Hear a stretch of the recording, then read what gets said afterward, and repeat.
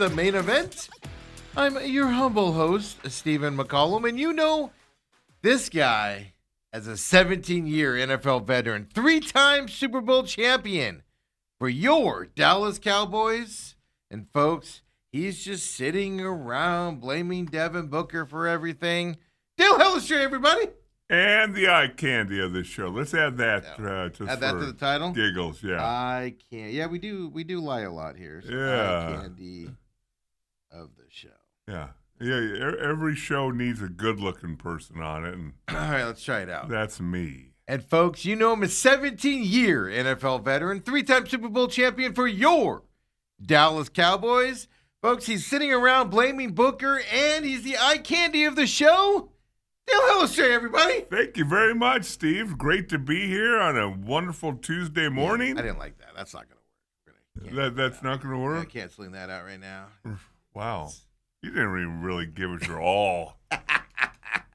Well, it just tells you how I feel about it. Are you going to enjoy these last couple days in double digits? Yeah, this is ridiculous. I have one pair of shorts anymore. I have to buy new wardrobes this summer. Ooh. My other one's all ripped and everything. Well, I think summer's here, Steve. Yeah. So my point is I was like trying to figure out like, okay, jeans today, maybe jeans tomorrow, Thursday, maybe Friday shorts type of a deal. Because it's ridiculous, Dale. Ridiculous. And I think we had 2 days of winter. Yeah. 1 day of spring. I'll put it this way. I didn't break out one sweatshirt. I think I wore a hoodie once this winter. Once. We had like 2 days of rain and it got a little cool. Yeah. I think that's when I wore the hoodie.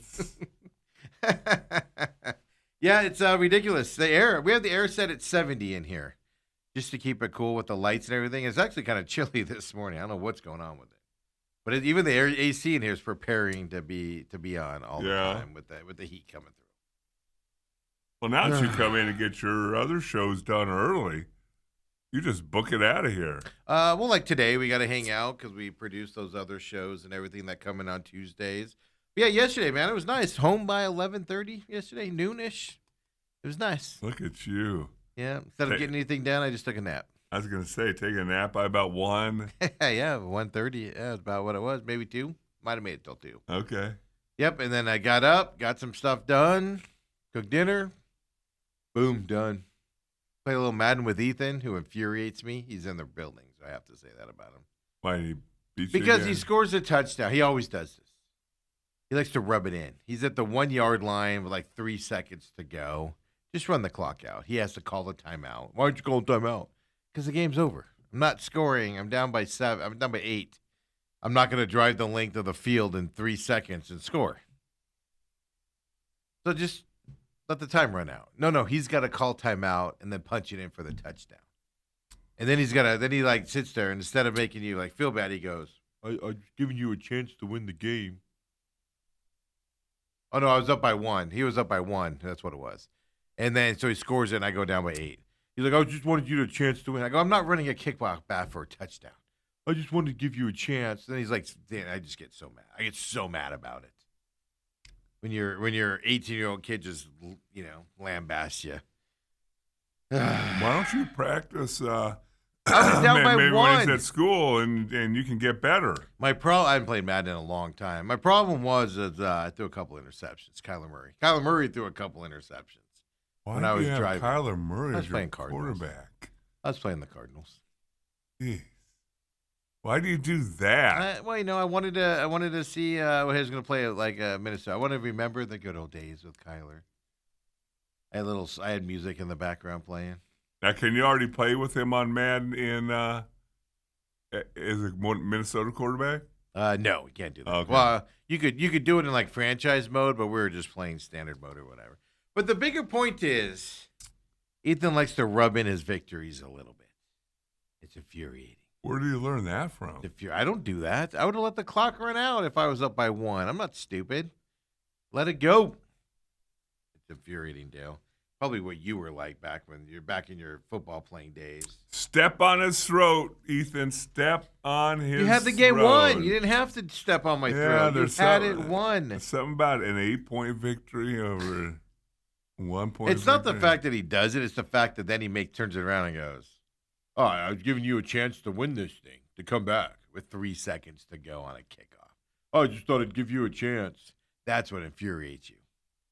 He was just hoping for the best for his dad. Stupid, nuts. For Pops. Stupidest thing ever. Whatever. This is coming from the most competitive guy on the planet from the NFL. Robert says, sounds like Ethan are watching the Dominican Republic and the WBC. Yeah, karma becomes a thing when you do this type of stuff. But when? I've been up by like several touchdowns at halftime. He's like, "You just want to quit?" I'm like, "Nope, we're playing this all the way through, buddy.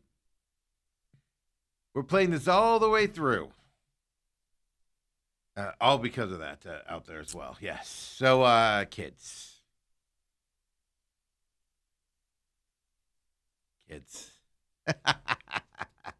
How was your Monday night? How's the business show this morning? Good. Stock markets. I get tired of reporting on major drops in the stock market every morning. So these last 2 days has been kind of fun again. We have an opening date for the Buc-ee's out there in Goodyear. Ooh. For those, I don't care. But everybody's like losing their minds over this. People are going to drive from the East Valley to Buckeye just to go to the Buc-ee's and then drive back home. This is the stupidest thing I've ever seen in my life. Remember that slider place when it opened, the lines for that? White Castle? Yeah. I remember your old partner, man. Yeah. I was in line for 2 hours yesterday to get my sliders. No, thank you. Yeah, no. I'll wait. Thank you. I have a hard enough time waiting in In-N-Out, which feels like 45 minutes, but it's like 10, 15 at the most. I have a hard enough time waiting in those lines. Yeah, that's all right. I'll just wait. That's not that important to me. Right. Like Oregano's, man. Remember in Oregano's, you used to have like 2-hour waits on a Wednesday night and stuff? And people would be sitting outside for 2 hours waiting for their name to be called. That's all right. There's other Italian places with mediocre food I can go eat at without a 2-hour wait. I'll go hit those up. I keep on hearing about Durant's and how they reopened and the people complaining about it crack me up. Yeah. I've seen a couple influencers around town. Oh, Durant's is just trying to be Steak 44. It's like so stupid. Now it's a slight to me. I thought it would be something special, but I just felt it was just like Steak 44. And why is that a knock? Like they're using it as a derogatory term. And it's like, why is that a knock? If Durant's is just like Steak 44, so. Yeah, that doesn't make a whole lot of sense. So, and these influencers, like, I'm just not impressed with Durant. Did you go there before they closed? No, because you're just a new influencer. You're a middle-aged guy or girl trying to be an influencer around town, trying to be, like, oh, it's just like Steak 44. I just think Steak 44 is a better place to go. Okay. But it's not a knock. It's not the knock you think it is, Tigers. Have you been to the new Durant's yet? Did your tummy hurt so you couldn't go? Wow. I never make fun of you when you come in here saying you didn't feel good. Well, I don't blow off my anniversary dinner because my tummy hurts. I would have sucked it up. You would not have. You'd have rolled around like a hippo with a dart in its side. I'd be like, take me to the hospital. Man down. All right, so yesterday Robert texted in, and he said, new rule, no math has always been a rule here. Yeah. He also said new rule and no analogies yesterday. Okay. Autumn chimed in toward the end of the show and said, no impressions either. I like my impressions. Well, the thing is, it doesn't matter if it's a boy, a girl, a kid, or a grandpa. You make them sound all the same. Yeah, because they're whiny little bees. So they're all the same. They all sound the same in my head. Complain. Wow. Yeah. So So Autumn suggesting I'm going to overrule that one. We'll still allow impression. It's still your show. Yeah, but she's the boss. Let's be honest about it. Wow, she's the boss. You. Yeah. She's the boss. Let's just leave it at that. Wow. See, that's you improving and maturing. Because you're actually going to go back and you're going to ruin what you just said by the next statement. The problem is her and her kids are up in Sedona today, so they're probably not watching live. Maybe they are. But they also have a road trip back down where she could be listening to it on the way back down, so I have to be careful today. Does she make her kids listen to this? The kids want to listen to this. It's like, oh, is that Steve again? Let's listen to Steve again. Steve's so great. We don't listen to Steve when he's here. Yeah. Steve ignores us every other time. This makes me feel like we're close to him. Yeah, thinking about impressions. Stop. Perfect impression. I don't know what you're talking about. I don't know what you're talking about. So you took your nap so you could get up full of vim and vigor and watch your beloved Phoenix Suns. Your Phoenix Suns. I grew up a Lakers fan. I'm on and off the Suns bandwagon. Yeah, you are, aren't you? As needed. I was never a big Suns fan growing up. I just wasn't. I love the Barkley years. That was fun. And stuff like that. But, no, I mean, I grew up a Showtime Lakers kid. There's nothing better than those guys. Magic and Kareem and Worthy and them. Yeah. Now I just hope both teams have fun. I just want to see good, entertaining sports. Not this isolation ball that occurs with the Phoenix Suns these days. Gotta tell you, I guess I must be the only one. I was telling you, I heard some other people talking about this morning, and who do you blame for the late game woes? I know, this is at Starbucks. Dale's at Starbucks today getting his latte. Jordan Ott. Yeah. The supporting cast. I've seen a lot of people blaming Jordan Ott these last week or so. Oh, God forbid, blame Devin Booker. Yeah, Booker can do no wrong, Dale. It's very obviously Devin Booker. What are you talking about? He did everything he could last night. Willed the team to 40 points, Dale. Nobody willed himself to 40 points. Nobody else was stepping up. They couldn't because he was doing all the shooting. He needs help out there, Dale. He can't do it all by himself. It's 2 games in a row now where the old Devin Booker on bad teams taking over the game and the ball. Nobody else would. It doesn't care if he gets double teamed or triple teamed. He's gonna try and get that shot up. Nobody would step up. He's like, I have to put this team on my shoulders. It was ridiculous. My ankle hurts. I'm tired. We have a back-to-back tomorrow night against Minnesota, but I'm gonna put this team on my shoulders. I'm gonna show Kylie Jenner what a man I am here in the NBA circles. I'm gonna put up 40 tonight and will this team to a not as bad a loss as it should have been. That's admirable by Booker. Booker, you're the man.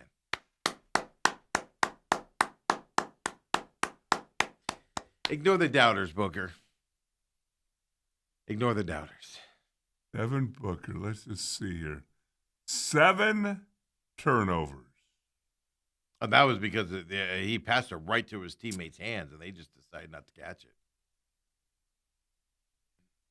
I mean, those passes were just pristine. 7 turnovers. I mean, everybody turned into Marvin Harrison Jr. yesterday on the Suns when Booker would pass them the ball. It was just like dribble off his foot, dribble into the air.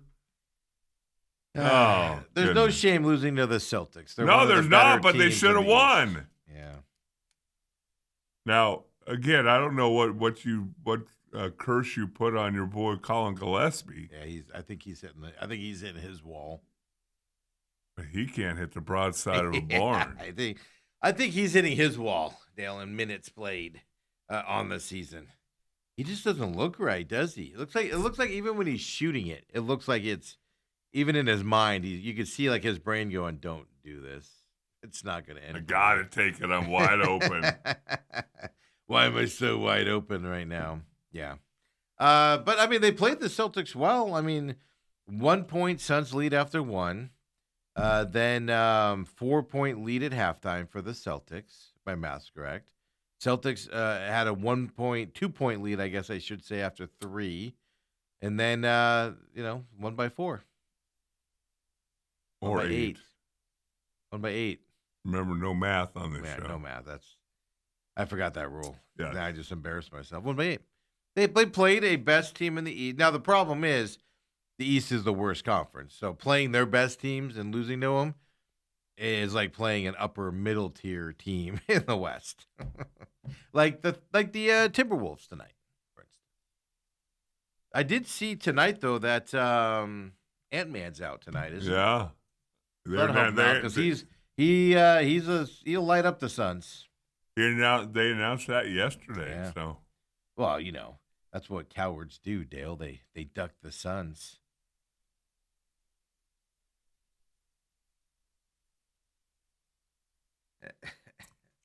The Timberwolves have been off since they played Sunday night. They have a day off, and the Suns are on a back-to-back. yeah. Without Anthony Edwards. So they were sleeping in their own beds last night, and the Suns are on a plane. Yeah, from Boston to Minnesota. Have you ever thought of a worse trip in your life? From Boston, the epicenter of cheers. Everybody knows your name. The Green Mile, not the Green Mile, the Green Fence, whatever that's called. The Green Yard. I don't know, The Green Monster. whatever. The Green Monster. Then you got the epic plays where the Boston Bruins play. And then you got to get up, get on a plane, pedal jump across there, across the great state of Illinois. You just wave at Chicago as you pass over it, and you land in the toilet bowl of the United States, Minnesota. You got to play tonight. Good for the Suns. Hold on here. You're looking to see if you fly over Illinois? Yeah. Yeah, absolutely you do. Well, I'm assuming you go north over Lake Michigan. Take a left. No, you just go straight into Minnesota right there, right into Minneapolis, St. Paul. A town so great, they have two of them, Minneapolis and St. Paul. The Twin Cities. Yeah, because it's so great, you can't just have one. You got to have both. Dale's actually checking flight routes right now. You 100% fly over Illinois. You're not going to go down south and then take a right and cut up. Let's see if I'm right. Dale's looking. We also need to have no geography on this show. That's another rule. All I know is that if you're flying over Illinois to get to Minnesota, you're half a state or a full state south of Minneapolis. Illinois south of Minneapolis? South of Minnesota. Is that Minnesota by Wisconsin? Yeah. Oh. It's actually above. Half of it's above Wisconsin. Oh. Well, nobody cares about Wisconsin either. So they seem like they're fitting up there. Seems fitting. So hopefully they're flying over Lake Michigan. Seriously? Yeah, it's flying on Lake Michigan. You know what? That is true. I forgot Wisconsin's above Illinois. And if you're going to fly over Illinois, you'd have to take a right when you pass Illinois to get up to Minnesota. Just like I said, Dale. Just like I said.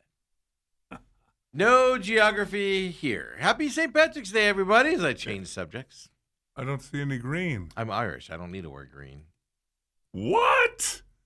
I'm as Irish as Irish can be. That doesn't. I can't tell you're Irish. You got to get some green on. Yeah, you couldn't tell with McCollum?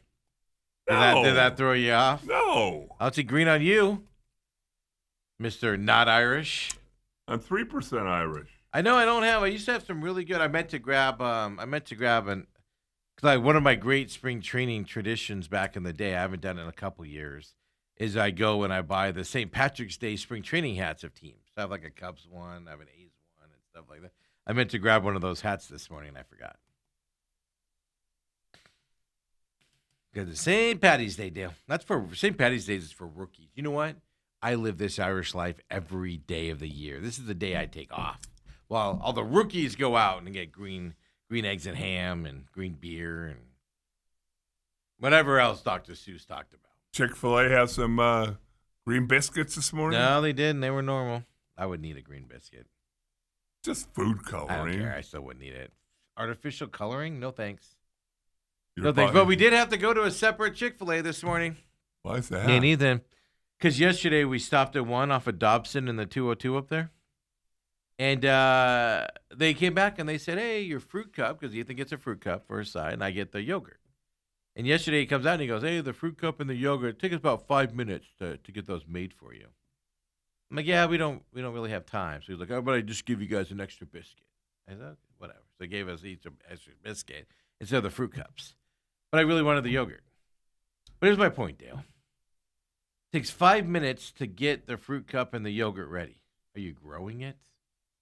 How hard is it to They got to go to their garden out back, pull Steve. the fruit out of the fridge and just hand it to them? Is that difficult to do? What do you mean it's going to take an extra 5 minutes to get that? It's fresh. From where? Their garden out back. There's no garden out back. We drove around the back. There was no garden. Where did this fruit come from? So anyway, I got turned off by that one. So we drove up to the one at 44th and Indian School, a mile out of our way, mile and a half out of our way, with the hopes that they would have the yogurt this morning. And they did. But again, where were they pulling? What do you mean it's going to take 5 minutes to get to the fruit? From where? What's 5 minutes going to do for you? That means whoever's getting there in the morning to get everything all set ready. up was a little late. It's like the McDonald's out by me, the 24-hour McDonald's. They always seem to clean their machines for their smoothies at like 5:30 in the morning, which we're rolling through there at like 5:45, to get here for the business show. They're always like, oh, we're cleaning our machines, so it'll be like 10 minutes. And I'm like, we don't have time for that. But I'm like, this is the time of day when people are going to order these breakfast smoothies. Maybe this is the time of day you have them available to you. Yeah, if somebody's in there, might as well clean it at 3 a.m. Why not start it at 4? So it's ready for your 5 o'clock breakfast rush, 6 o'clock breakfast. Why don't you mention that to them? They don't care. Kindly. If they cared. Kindly. If they cared, Dale, they would stop cleaning the machine. Not the way Steve usually talks to people. What the hell? No, I go, okay. I just go, okay. And then if I don't, and usually now with the signs, they can change the signs to, out of stock right now or whatever they put on there. So I don't even order one. I'm like, all right, it's out, whatever.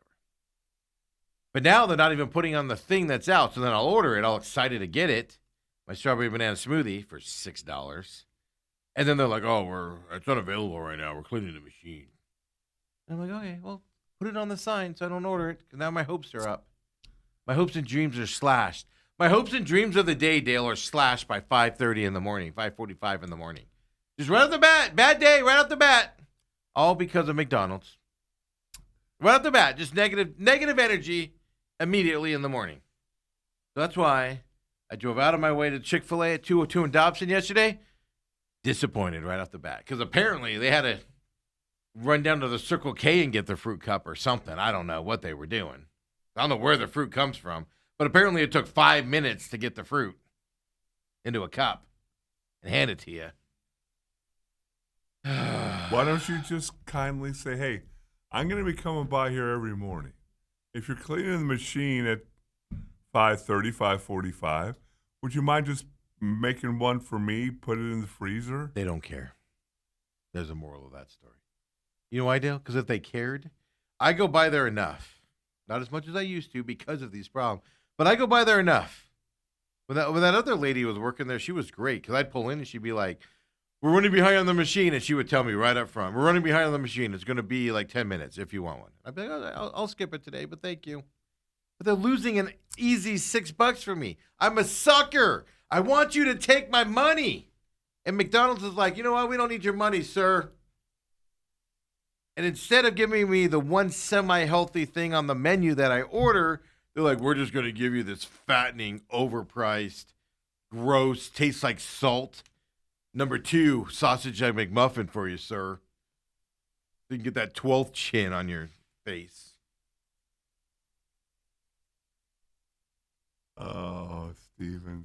Denver Broncos are getting better, Dale. Are they? Breaking news right now. Broncos are trading for Dolphins wide receiver Jaden Waddle. Dolphins are going to, speaking of tanking, Cardinals and Dolphins. It's going to be who can tank better? I like that pickup by Denver. Finally got a good receiver.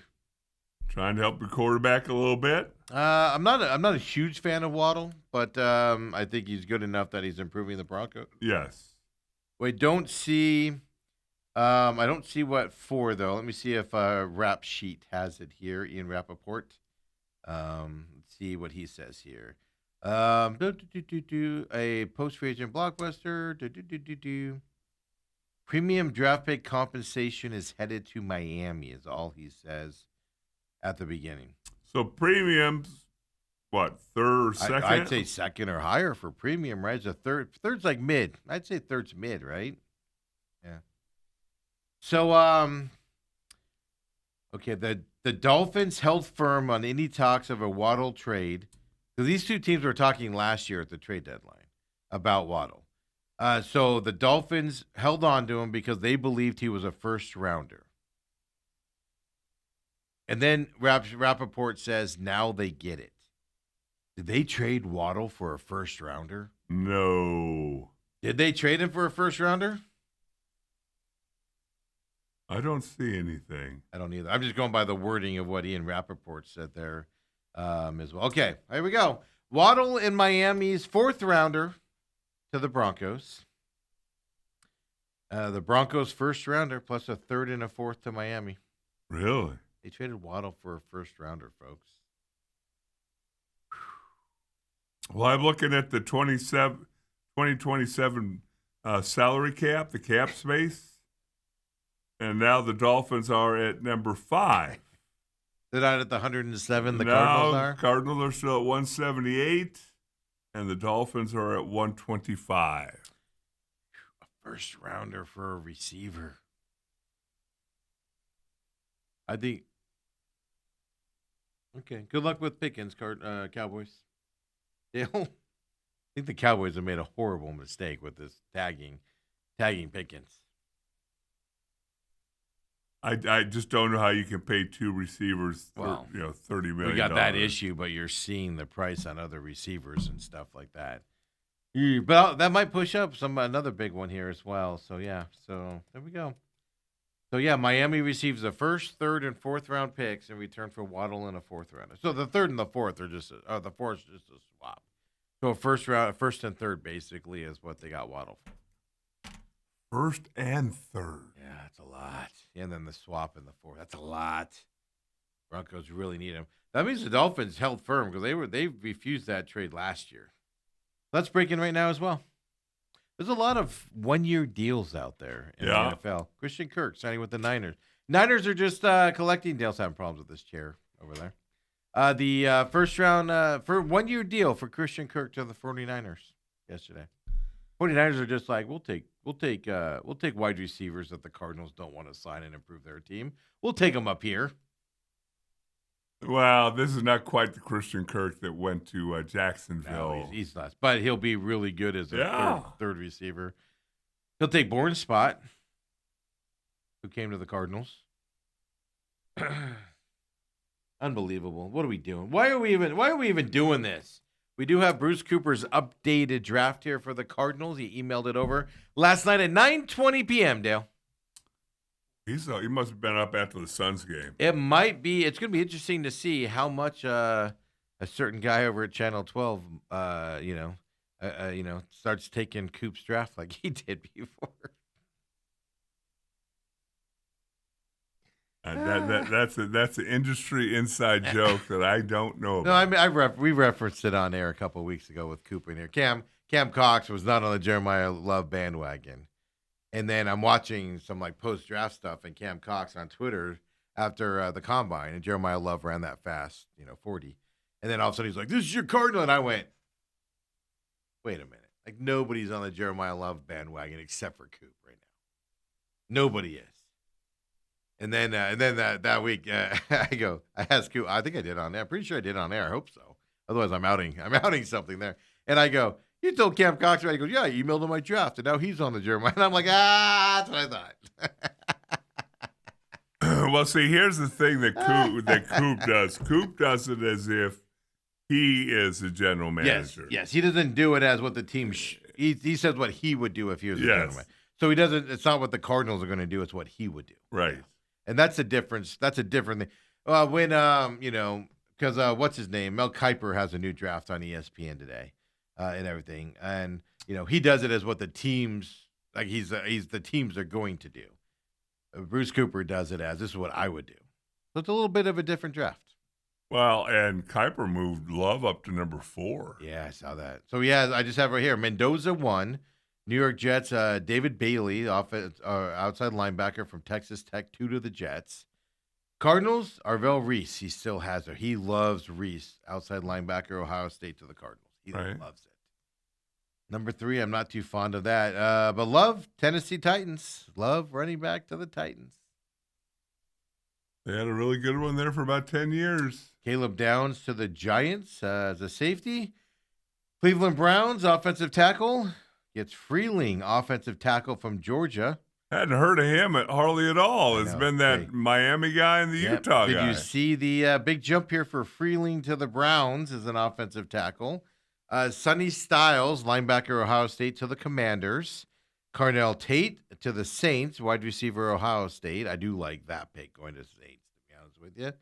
Kansas City Chiefs, Reuben Bain Jr., defensive end, Miami. That's interesting, Dale, because now you're starting to see a lot of offensive tackles and guards not be in the top 10 that have been there since the season ended. Right.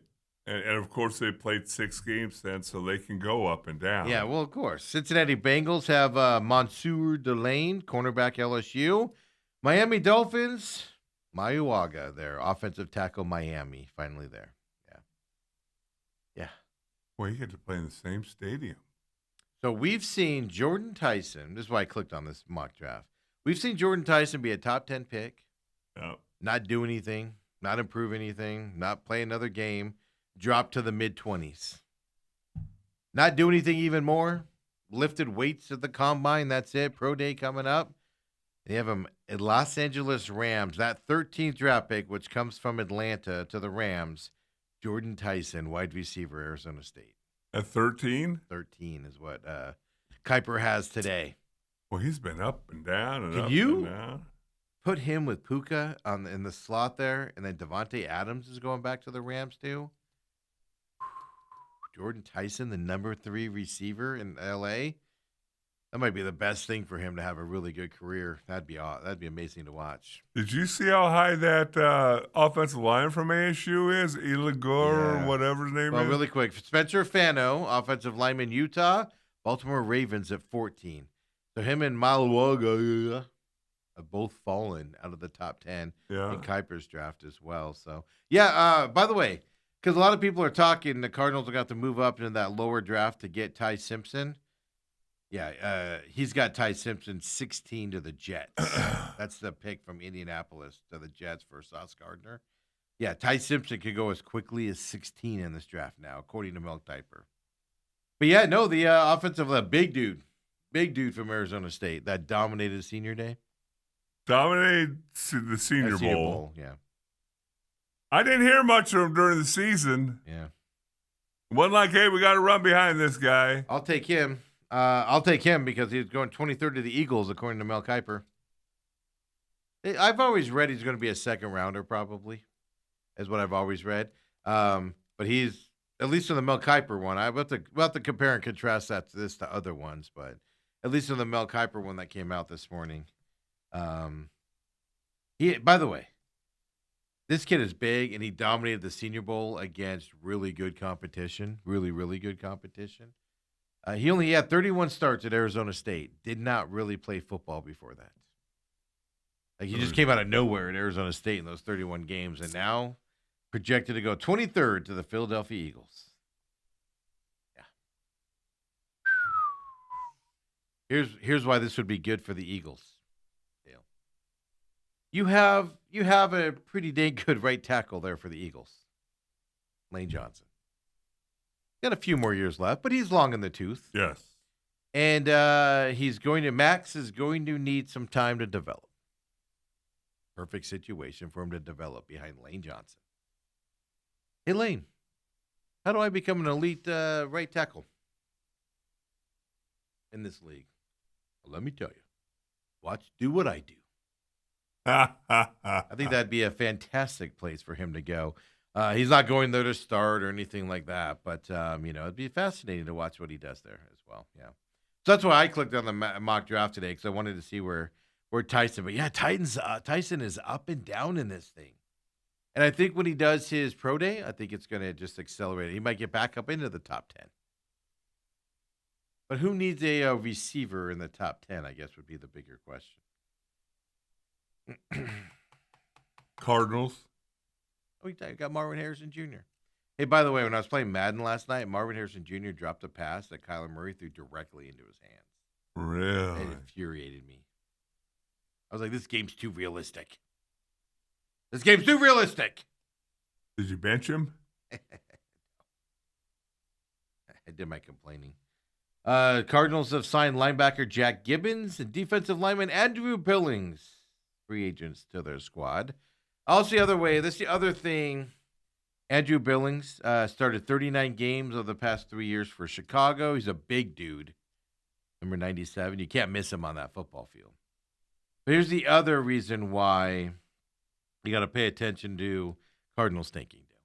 A lot of one-year deals for the Cardinals here in free agency. Don't want to miss that $180 million salary cap room. You sign one-year guys because you're just filling gaps, getting ready for the next year to have better options next year as well. So yeah, they even signed the Jaguars safety Andrew Wingard, who's a really good safety, regarded highly. 1-year deal for him either. Also to the Cardinals. Well, here's what you have to be careful, because if you're going to tank in the NFL, remember now, they only won 3 games last year. Yes. And they've got the 3rd pick. You have to win 1 or 2. Yeah. You can't win more than 2 this year might be a stretch. Yeah. You have to win 1 game. You go into the season going, we have to go winless or 1 game is all we need to do. I don't think you think that way, man. Like the ownership might be thinking that way, but coaches aren't, players aren't. No, you don't want that on your record. I mean, imagine Jimmy Johnson's record if it didn't start off 1-15. That's what I think is terrible. You bring in LaFleur. There's no way they brought in LaFleur and they went, hey, by the way, we're going to tank this year. Are you on board with that? He's like, absolutely. I want my starting record to be 1-6-17 to start my career, digging out of that hole over the next 3 years. No coach is doing that, right? I would think that would be a hard sell. That would be one thing if, like, you had been in the league a lot and you have a winning record. You're like, all right, let's reset this and bring our guys in. The first year will be tough, and we'll go from there. That's another thing, but you have a record to hide behind. Yeah, because otherwise you're going to go – everybody's going to point to his losing record every year. And what are you tanking for? Arch Manning. And at least I haven't seen it yet that he's a can't-miss project. Well, you haven't seen it on the field. The hype is there. That's the bad part about him is that hype is there from that side as well. So we got Coop coming up at 9 o'clock. He did not text and say he had to move today because of the charity stuff that he does. He does a lot of work there with St. Vincent de Paul. So he's coming in here today. We have his mock draft here as well. Finals of the World Baseball Classic tonight, still. We'll get more in depth on this when Bruce comes in. But Eduardo Rodriguez on the mound for Venezuela tonight. They moved his start back so he could start against his U.S. squad tonight in the final if they won yesterday against Italy. This tells me, 1, the U.S. is going to win this game comfortably. Wow. 2, we're all going to be going, oh, my God, that's our number 3 starter. So perfect night for Diamondbacks fans. Eduardo goes about 5 innings, holds the U.S. to about 1 run. Yes. And then the bullpen comes in and gets shelled. 4, yeah, it goes 4 innings. I don't know if I want to see him go 5, because then he's going to come back and have to take 2 months off. Tori's going to be like, we need him to take a couple months off because we need him for playoff baseball. 4 innings. Do what you got to do, man, and then get out of there, and then like you said, let Judge and everybody tee off on your bullpen. I think that'd be fantastic. I agree with you on that. Let's do it.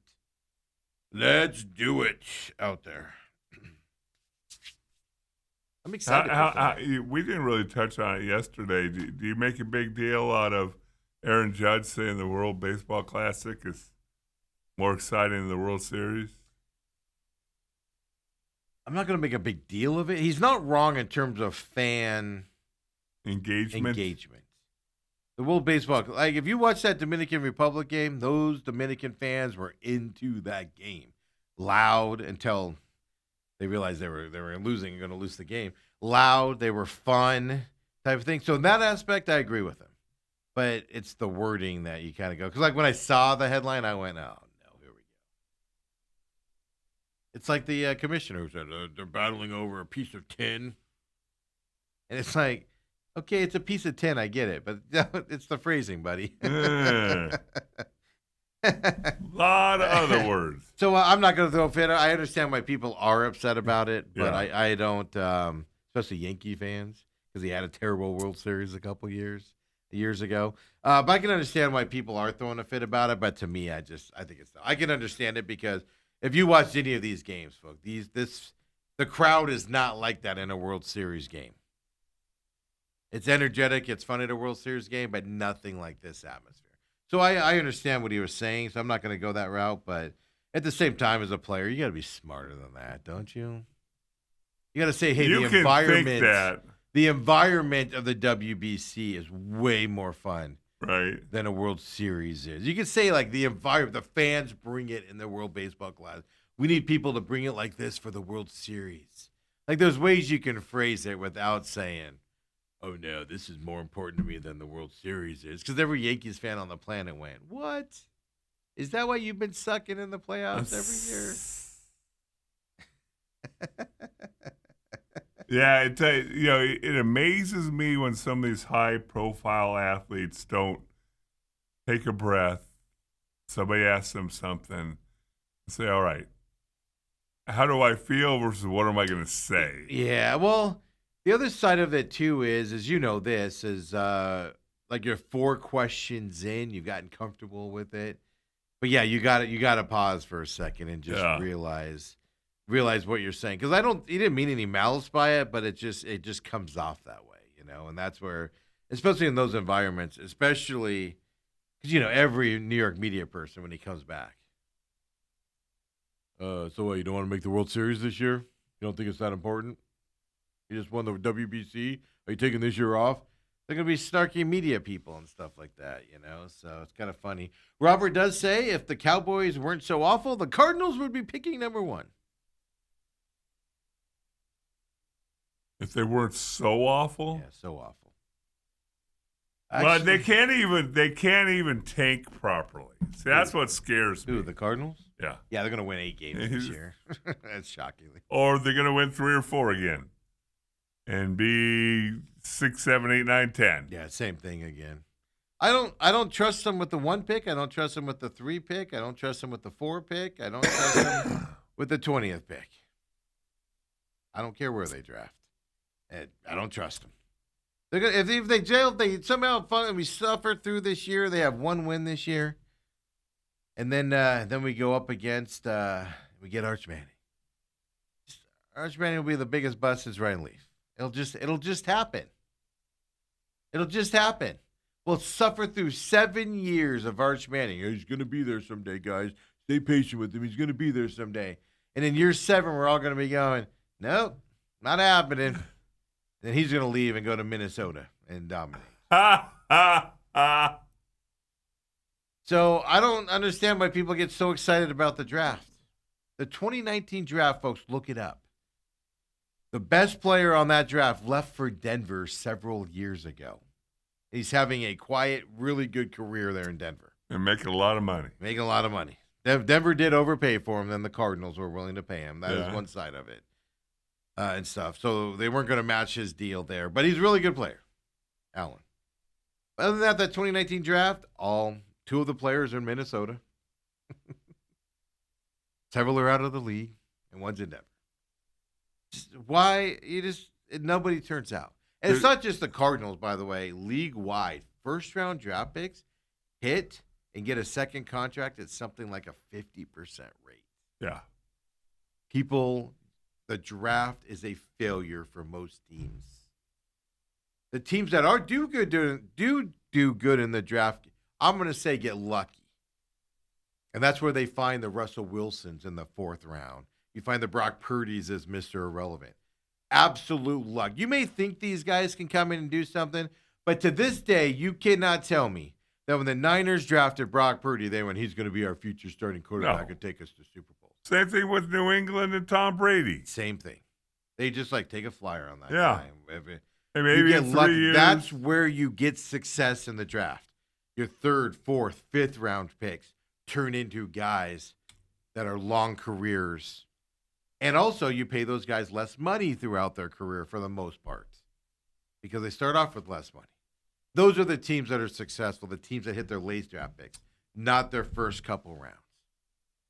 But it is frustrating that the Cardinals continuously miss in the first round. You got to just at a chance, Dale, you got to get one of them right. Well, by accident, Just right? accident.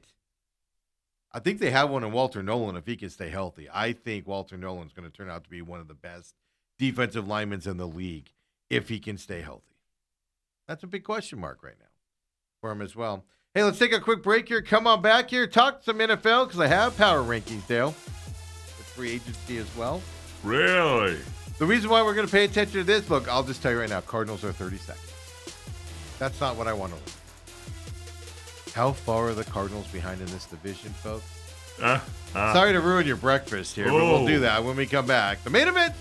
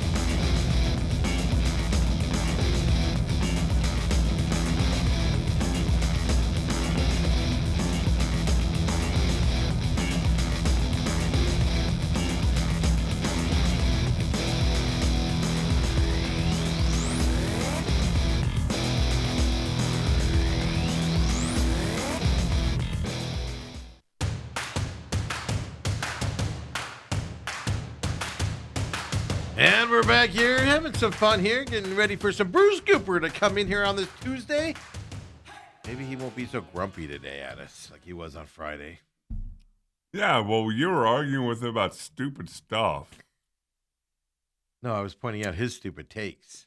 Bruce Cooper's got more knowledge in his right earlobe than you do. You're just saying that because you know he's in the building. Oh, right is now. he? The NFL.com power rankings. Yes. Cardinals are 32nd, folks. And I contend this. Every power ranking, Cardinals will be 32nd. Offensive line issues, question. I don't know. The left side of the offensive line for the Cardinals is going to be a pretty dang good one. With Paris Johnson and the guy from the Steelers. I just forgot his name. Siamu? Oh, Siamalu. That's right. Oh.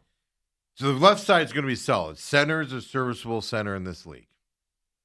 If you could just improve the right side of this line 50%, I'm not saying they're going to be all world, but they're going to be all right. But are the Cardinals that far worse with their quarterback situation and offensive line than the Jets, who had to trade for Geno Smith? Are they that big of a difference over the Dolphins, who have traded everybody? Yes, they've signed Malik Willis, but they've traded everybody else, including Waddle today. Right. Are they that farther off than the Raiders?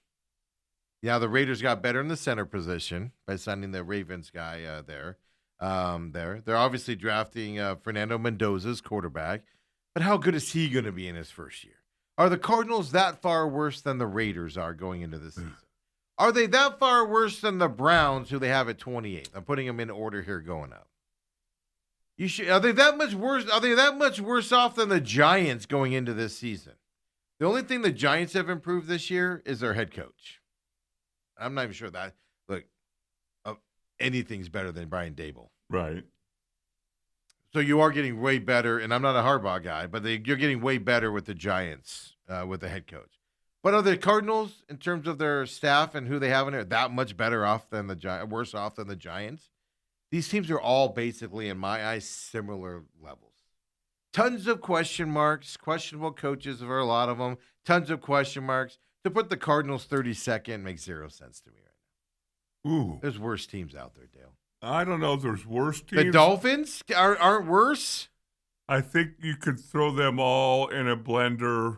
That's my point. You should just have and the bottom tier. Instead of ranking 27 on down, just have 26 on down. Include the Titans into this. 26 on down, you just have and the rest.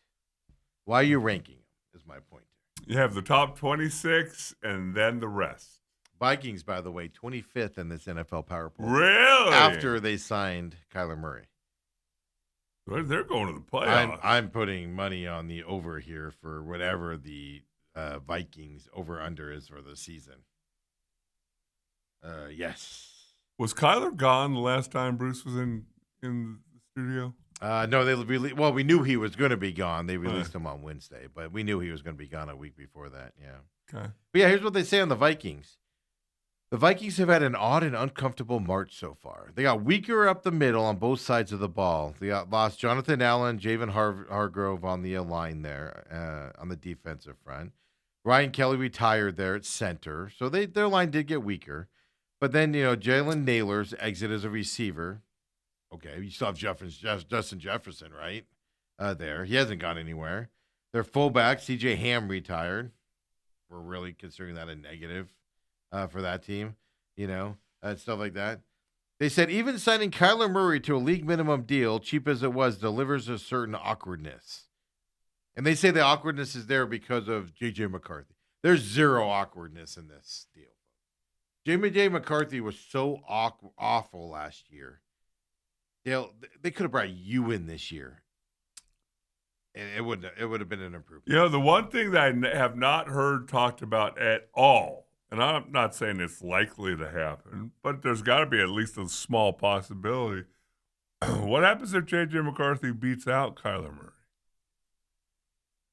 Well, that's going to tell us everything about Kyler Murray. Well, it's because it's not going to happen. Did you see J.J. McCarthy play last year?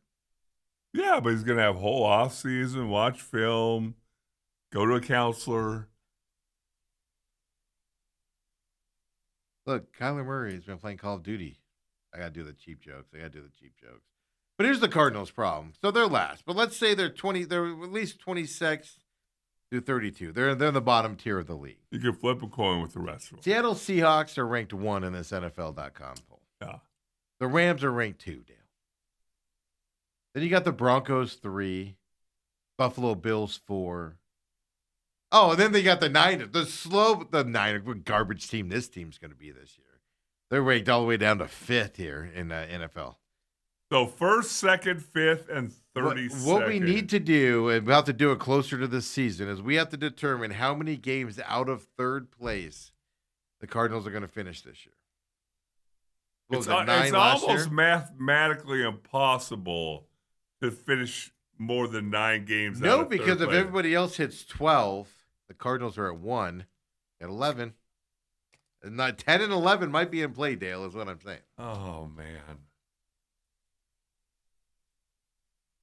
How about can you relegate us to the NFC South? Can we play the UFL for a season? This is the problem that I'm looking at it. Just in terms of the division. The Cardinals could have improved themselves 75% of last year. And they're still not even going to compete in this division. That puts them at 8 or 9 wins. And you're still not going to be in this. You're going to be out. You're going to be eliminated from the playoffs in October with this division. That's the problem the Cardinals have. And this isn't a 1-year deal. This isn't last year and this year. It's not a 2-year deal. You're looking at this for the next 3 or 4 years. These teams are young and rebuilding. Well, and here's the thing that it kind of hit me because it kind of reminded me of us in Dallas. The fact that they were interviewing Jared Verse and talking about playing Seattle. And he was saying, Rams defensive lineman, if you don't know. Yeah, and he said, I wanted to beat this Seahawks offensive lineman's ass.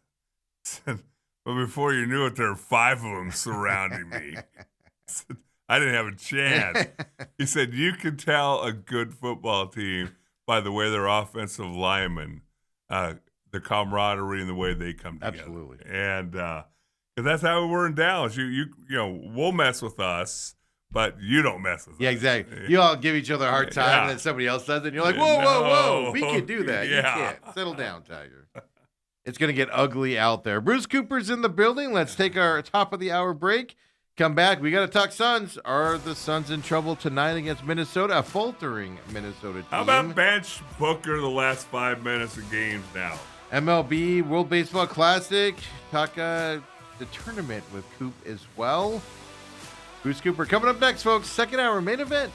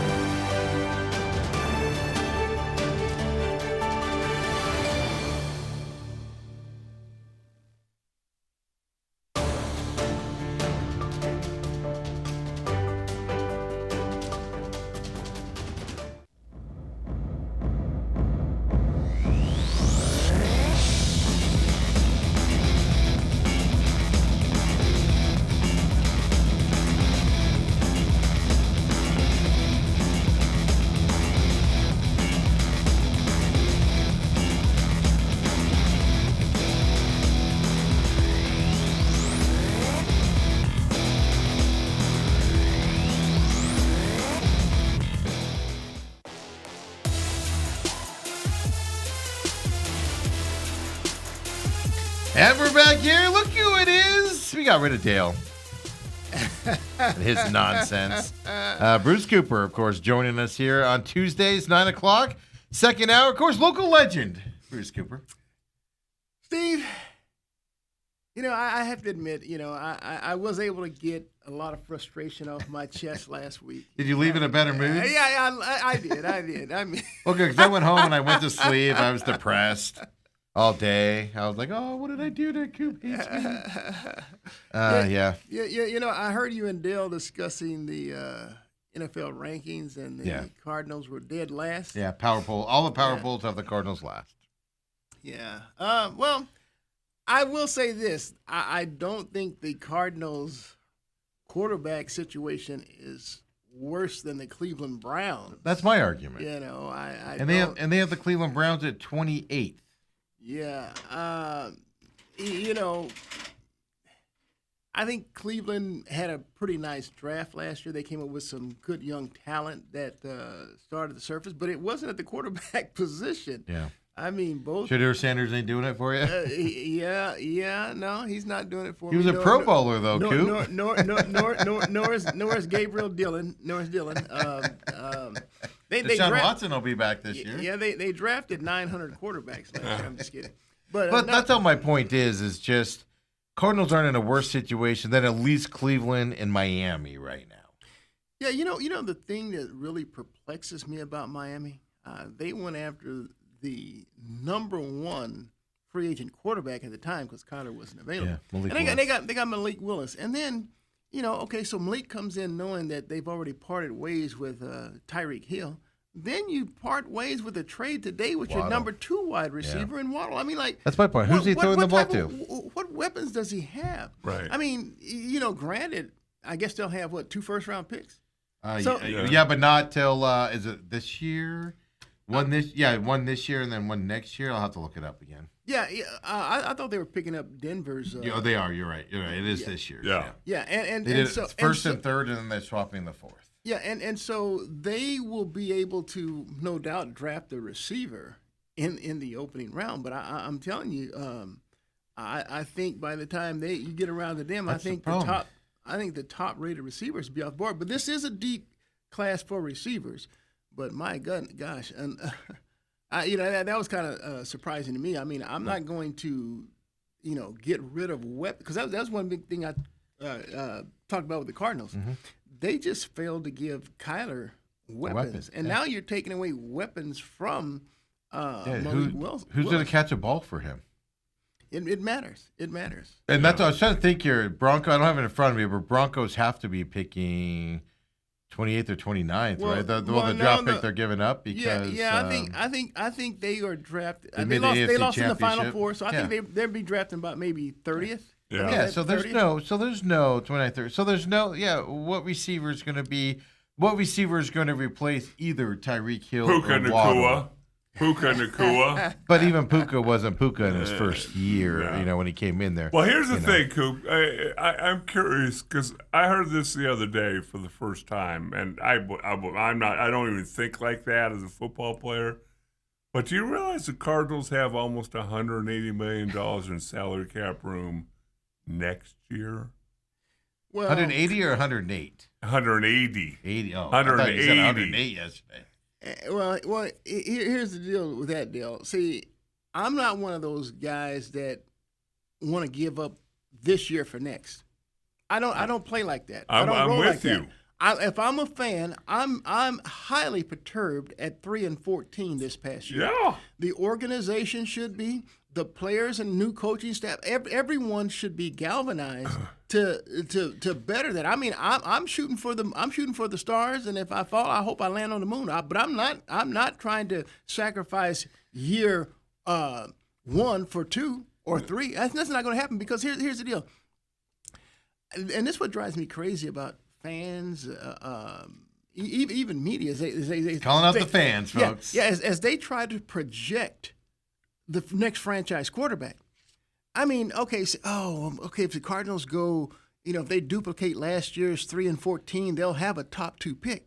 Dude, I've seen quarterbacks draft 1 and 2 that have turned out to be flops. I mean, the most recent number 2 flop was Zach Wilson. How did that turn out? Well, I'll go a step farther. The number 1 draft picks as quarterbacks, the last one that was good was Matthew Stafford. That made it with his one team after 2 contracts. Matthew Stafford. Yeah. Early 2000s. And so, I mean, it's a crapshoot. I mean, and so that's why I was really disappointed in the Cardinals letting Kyler Murray go. I know they talk about he's been there 5 seasons. Yeah, but he played 5 seasons. And then you look at his numbers in 5 years versus other quarterbacks. I mean, it's just, I cannot give up that type of production. And I see his escapability, his talent. I just need to put better playmakers around him. So now the Cardinals are coming back with Jacoby Brissett. Brissett's a nice, stable quarterback. Gardner Minshew, but they haven't done anything spectacular. Right. They don't lead you to anything special. And so, that's my biggest argument with the Cardinals. If I'm going to get rid of Kyler Murray, I mean, we're talking 20,000 passing yards, 3,000 rushing yards, and 153 touchdowns combined passing and running. 121 passing, 32 rushing. Dude, I can't give up that type of production. It just does. And so if you go down, we talked about your list, you go down these lists of quarterbacks that have been drafted in the top 10, including Josh Rosen, their numbers just pale. Yes. Numbers matter. Well, that's the issue is that seems to me the Cardinals are playing this free agency like they're a team just outside making a big run. Dude, like they're just filling holes. Yeah, they're signing a lot of veteran players. And a lot of one-year deals. Yeah, and so a lot of one-year deals, all that salary cap room next year.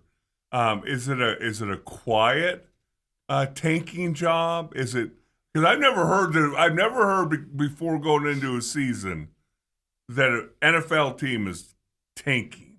Yeah. I mean, look, if I was Michael Bidwell, I'm trying to do something sexy. I'm trying to do something that's going to be eye-popping, something that There's catches nothing sexy about Michael Bidwell. that catches the fan base, because the fan base is alienated not only by the team record, but by a lot of them losing their season ticket holders to the casita holders. Yeah. I mean, there's a lot of fan disgust saying that, hey, you're catering to the elite. You're not thinking about us. Increase in ticket Sure, prices. absolutely. And so I'm going to do something to at least go, wow, get me excited.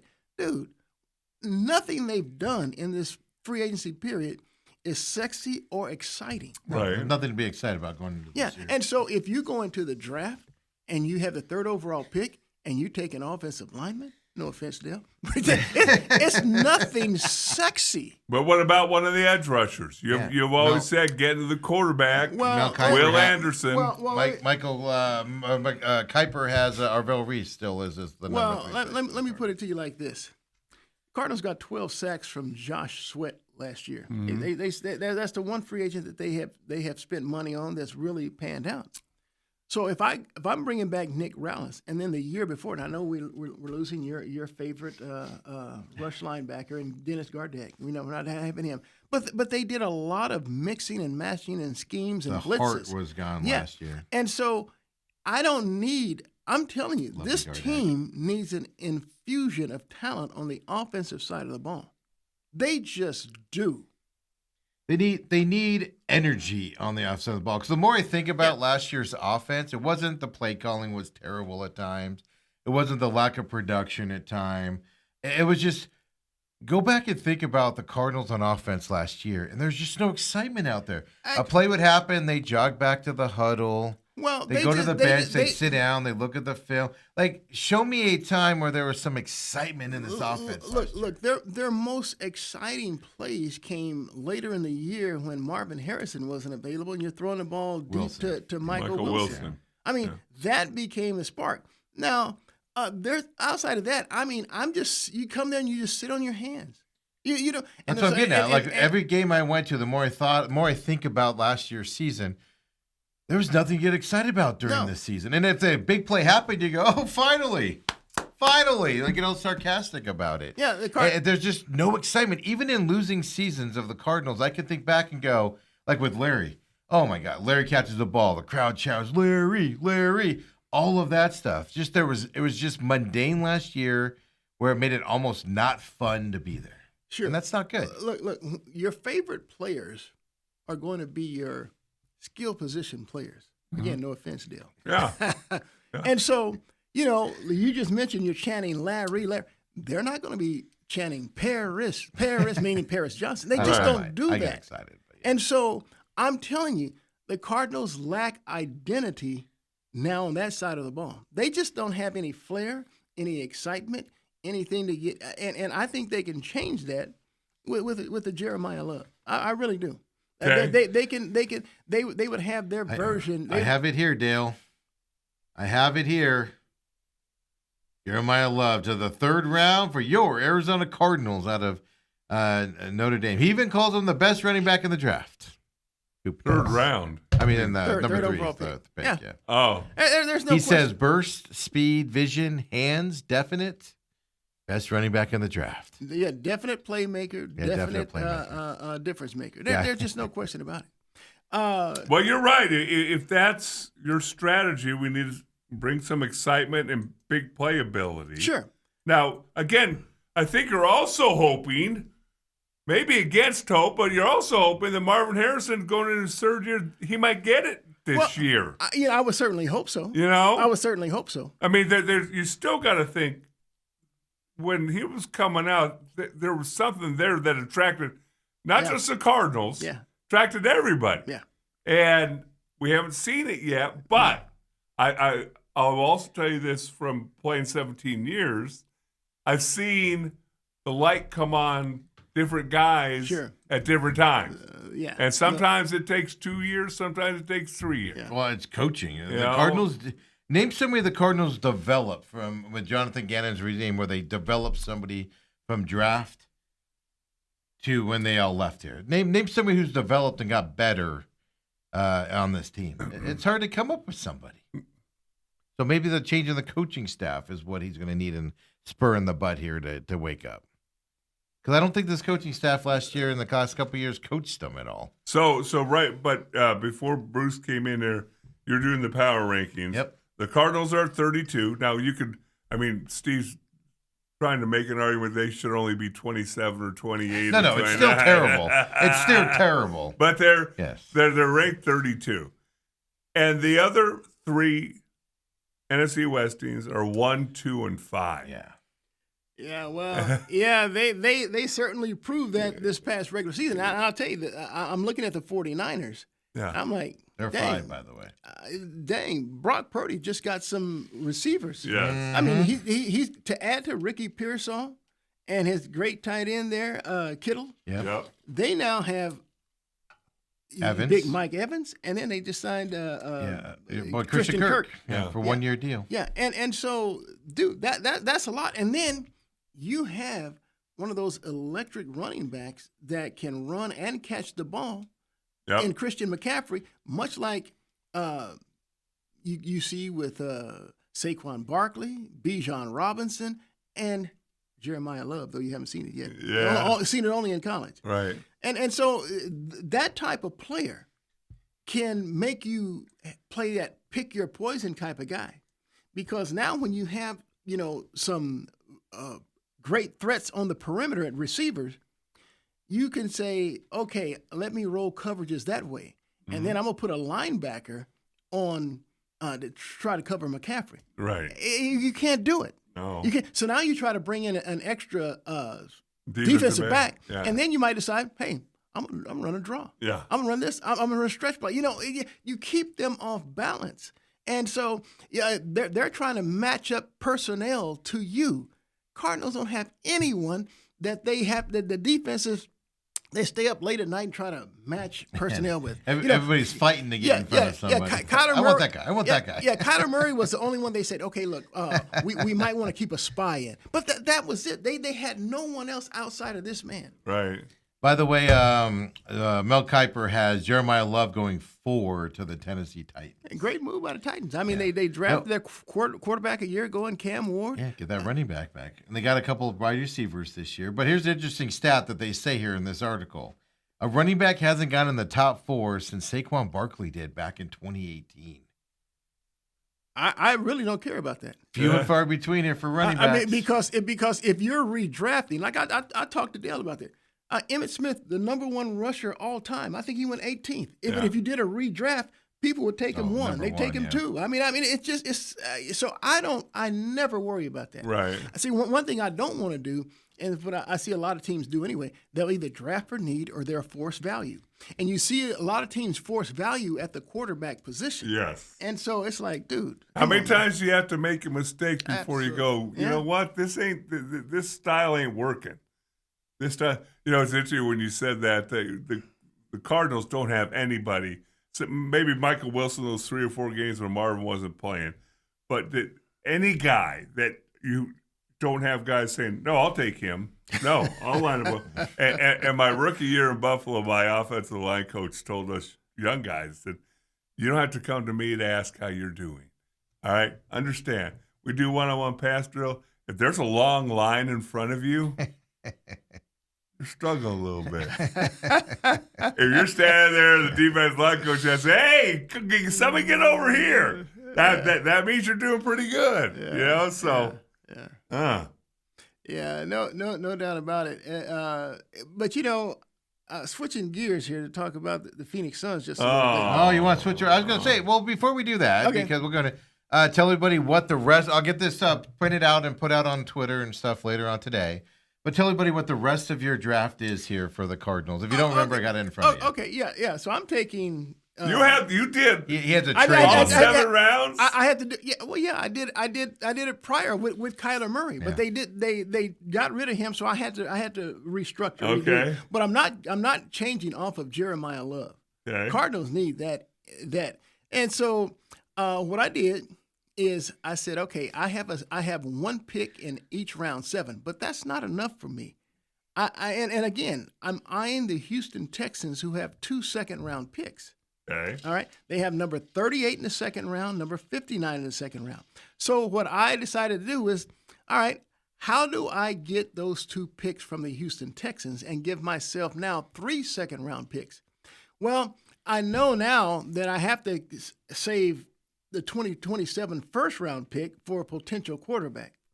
You know, Don't give up that. That's really a high pick. So I traded my second round pick in 2027 and my first round pick in 2028, along with look, I'm okay with getting rid of either. I had Trey Benson. If you want James Conner, one of those running backs. I'm sending that to Houston for those 2 picks. So with my own, You're going to give up the first round 2028 pick. That could be a high pick too, Coop. It could be, but you know what? I have to do something to entice them to give me those 2 picks. Now, see, I don't play for tomorrow. I play for today. Yeah. I do. And so I'm taking those 2 second-round picks, and with my own second-round pick, I believe it's number 34 overall, I'm taking a offensive lineman.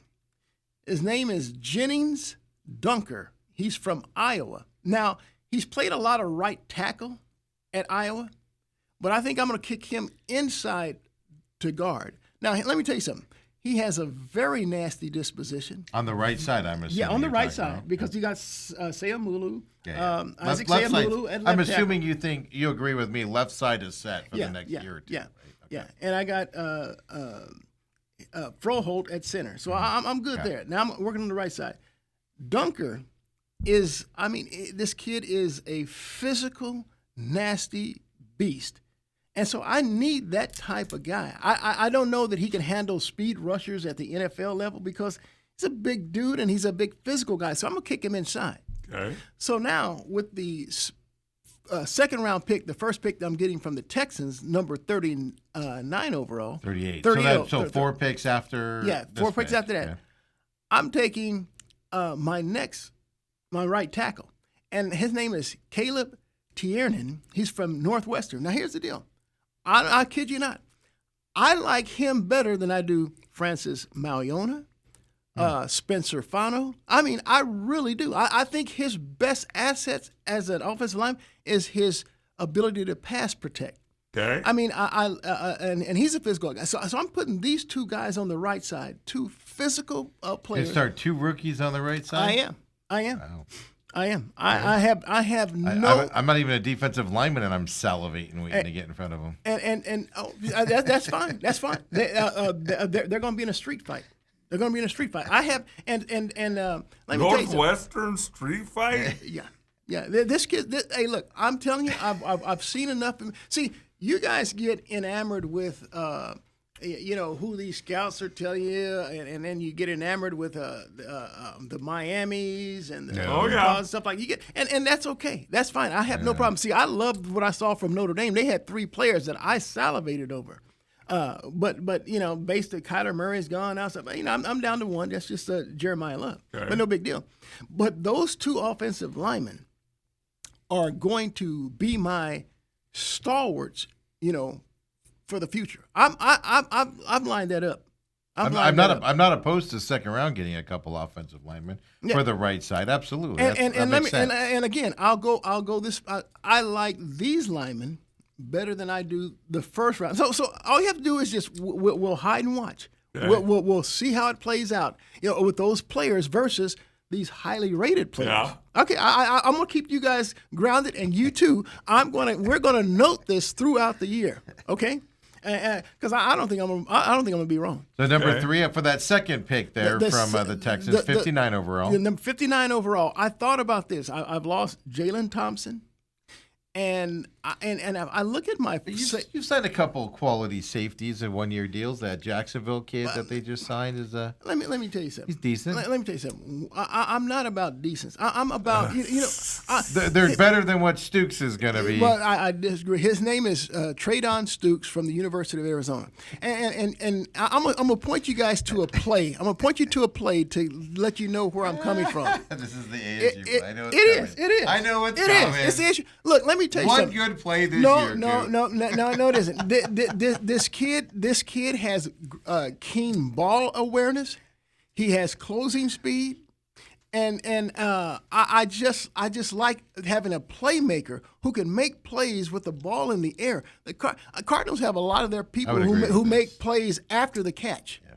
You know, and so I'm looking for more of a ball hawk type of guy. Cardinals don't come up with a lot of interceptions, but I think if I have a corner in Will Johnson, who probably is going to get a little bit better, Max Melton at the other corner, probably get a little better. I like the way they play the ball in the air. I don't have anyone in my deep secondary that plays the ball well in the air. I have a great tackler and a great blitzer in Buda Baker, but I really don't have anyone that. And I think that Rapid Taylor Demerson, I think he's cut out of that Buda mold. Yeah. I don't really have any ball hawk back there. I like Stooks as a ball hawk back there. Well, tell me what play we're talking about. But there's that's what made me laugh when I saw that email this morning. I went, that one play. Hey, look, I was debating him or a defensive lineman, Daryl Jackson from Florida State. I mean, I was debating that, but I just said, you know what? The Cardinals are spending, I think they've gone and they've signed like maybe 3 or 4 free agent defensive linemen. And I'm like, you know, they've done the same thing with the safety side of stuff. They've signed, what, 3 now? 3 back guys? Have with they losing really? Thompson. Yeah, the Jacksonville kid they just signed, and I'm forgetting the other one. At least 2, maybe a third one I'm thinking of. Wow. That they signed, yeah. But Stooks, of course, Stooks was the guy at the ASU U of A game, for those of you that watched that. Yeah. Ball's in the air. He's been beat by like 7 yards probably. Great closing speed, and he spears the ball with one hand. I mean, he has great. Air. Look. It's one thing as a defensive back to be able to knock a ball down. It's another to be able to secure it. Now you have possession on your offense, and they're off the field. And he was beat too. Yeah, he was able to recover, get up in the air to the point where he looked like he was the receiver with the way he dove for it, got his hand on it. See, I'm proud of Steve. I didn't know that he had really had that play I have down. nightmares about that play, Coop. Because I was like, is the receiver even going to try at that thing? Right? Try at that ball? Yeah, it was looking like, oh man, we got a touchdown. Yeah. Right. He was beat, and he was able to recover. I'm not opposed to that. It's just rookie defensive backs. They usually take a couple years to go into it. Then after that, you got a couple wide receivers in the 3rd and 4th round. I do. Third round. Ted Hurst. Where are you going to put receivers at on this team? Obviously, special teams. Hey, let me tell you something. If you think you can just get by with 3 receivers in this game, you're badly mistaken. Right. I mean, you figure the Cardinals were the most they'll have is 4 on their roster. So on the what? You think they're going to go 5? Cardinals will wind up with 6 wide receivers on this roster. I think they're going to go more running backs for the special team side than they will receivers. The most running backs they'll carry on their active roster will be 5. That's the most, but they'll likely just carry 4. Yeah. They'll carry 6, and sometimes carry 7. Hold on. Let's clarify something. I don't know if Steve misspoke or if he knew what he was talking about, but they're going to have more than 4 wide receivers on the roster. But I'm talking about playing. Game day, depending on special teams. Because the punt returner receiver guy that they – I'm talking about game time. Because the punt returner receiver, he's a wide receiver, but he's a punt returner, kick returner. They just sent him to a one-year deal. He'll be on the roster as a wide receiver. I'm not counting him. Yeah, I'm not counting him as a receiver. Well, that's what I'm saying, though, so that you'll have more than that. They just signed Devin Duvernay. Yeah. And Duvernay has been pretty much a return specialist. On a Sunday, you'll have 4 guys as receivers. I'm going to have 5 out there. Okay. I'm going to have 5 on my active roster. With your 3 receivers or 3 tight ends? Because I'm assuming Ryman's coming back. We'll see when he comes back. Well, let's say Ryman was a guy, Tip Ryman. Yeah. He was a guy that was a favorite of the Gannon regime, a guy that was more of an offensive lineman than he was a receiver. Yes. Right. I don't know that is what translates to this. Yeah. He was good at catching the football though on his routes till his leg went the other way. I thought you were watching Cardinal games. I mean, I don't think this dude caught more than 5 passes in any one season. All right. I'm kidding you not. I mean, I'm just saying, where are you going to put 2 rookie receivers that you're drafting here? And then where are you going to put the tight end that you're drafting in the 5th spot? Hey, let me tell you something. I'm going for, again, keep in mind. I blame the fan that keeps drafting. Keep in mind, you're talking about a guy who's going to create mismatches. You're talking about a guy who's going to talk about versatility. Now look, with Ted Hurst is a 6'4" receiver from Georgia State.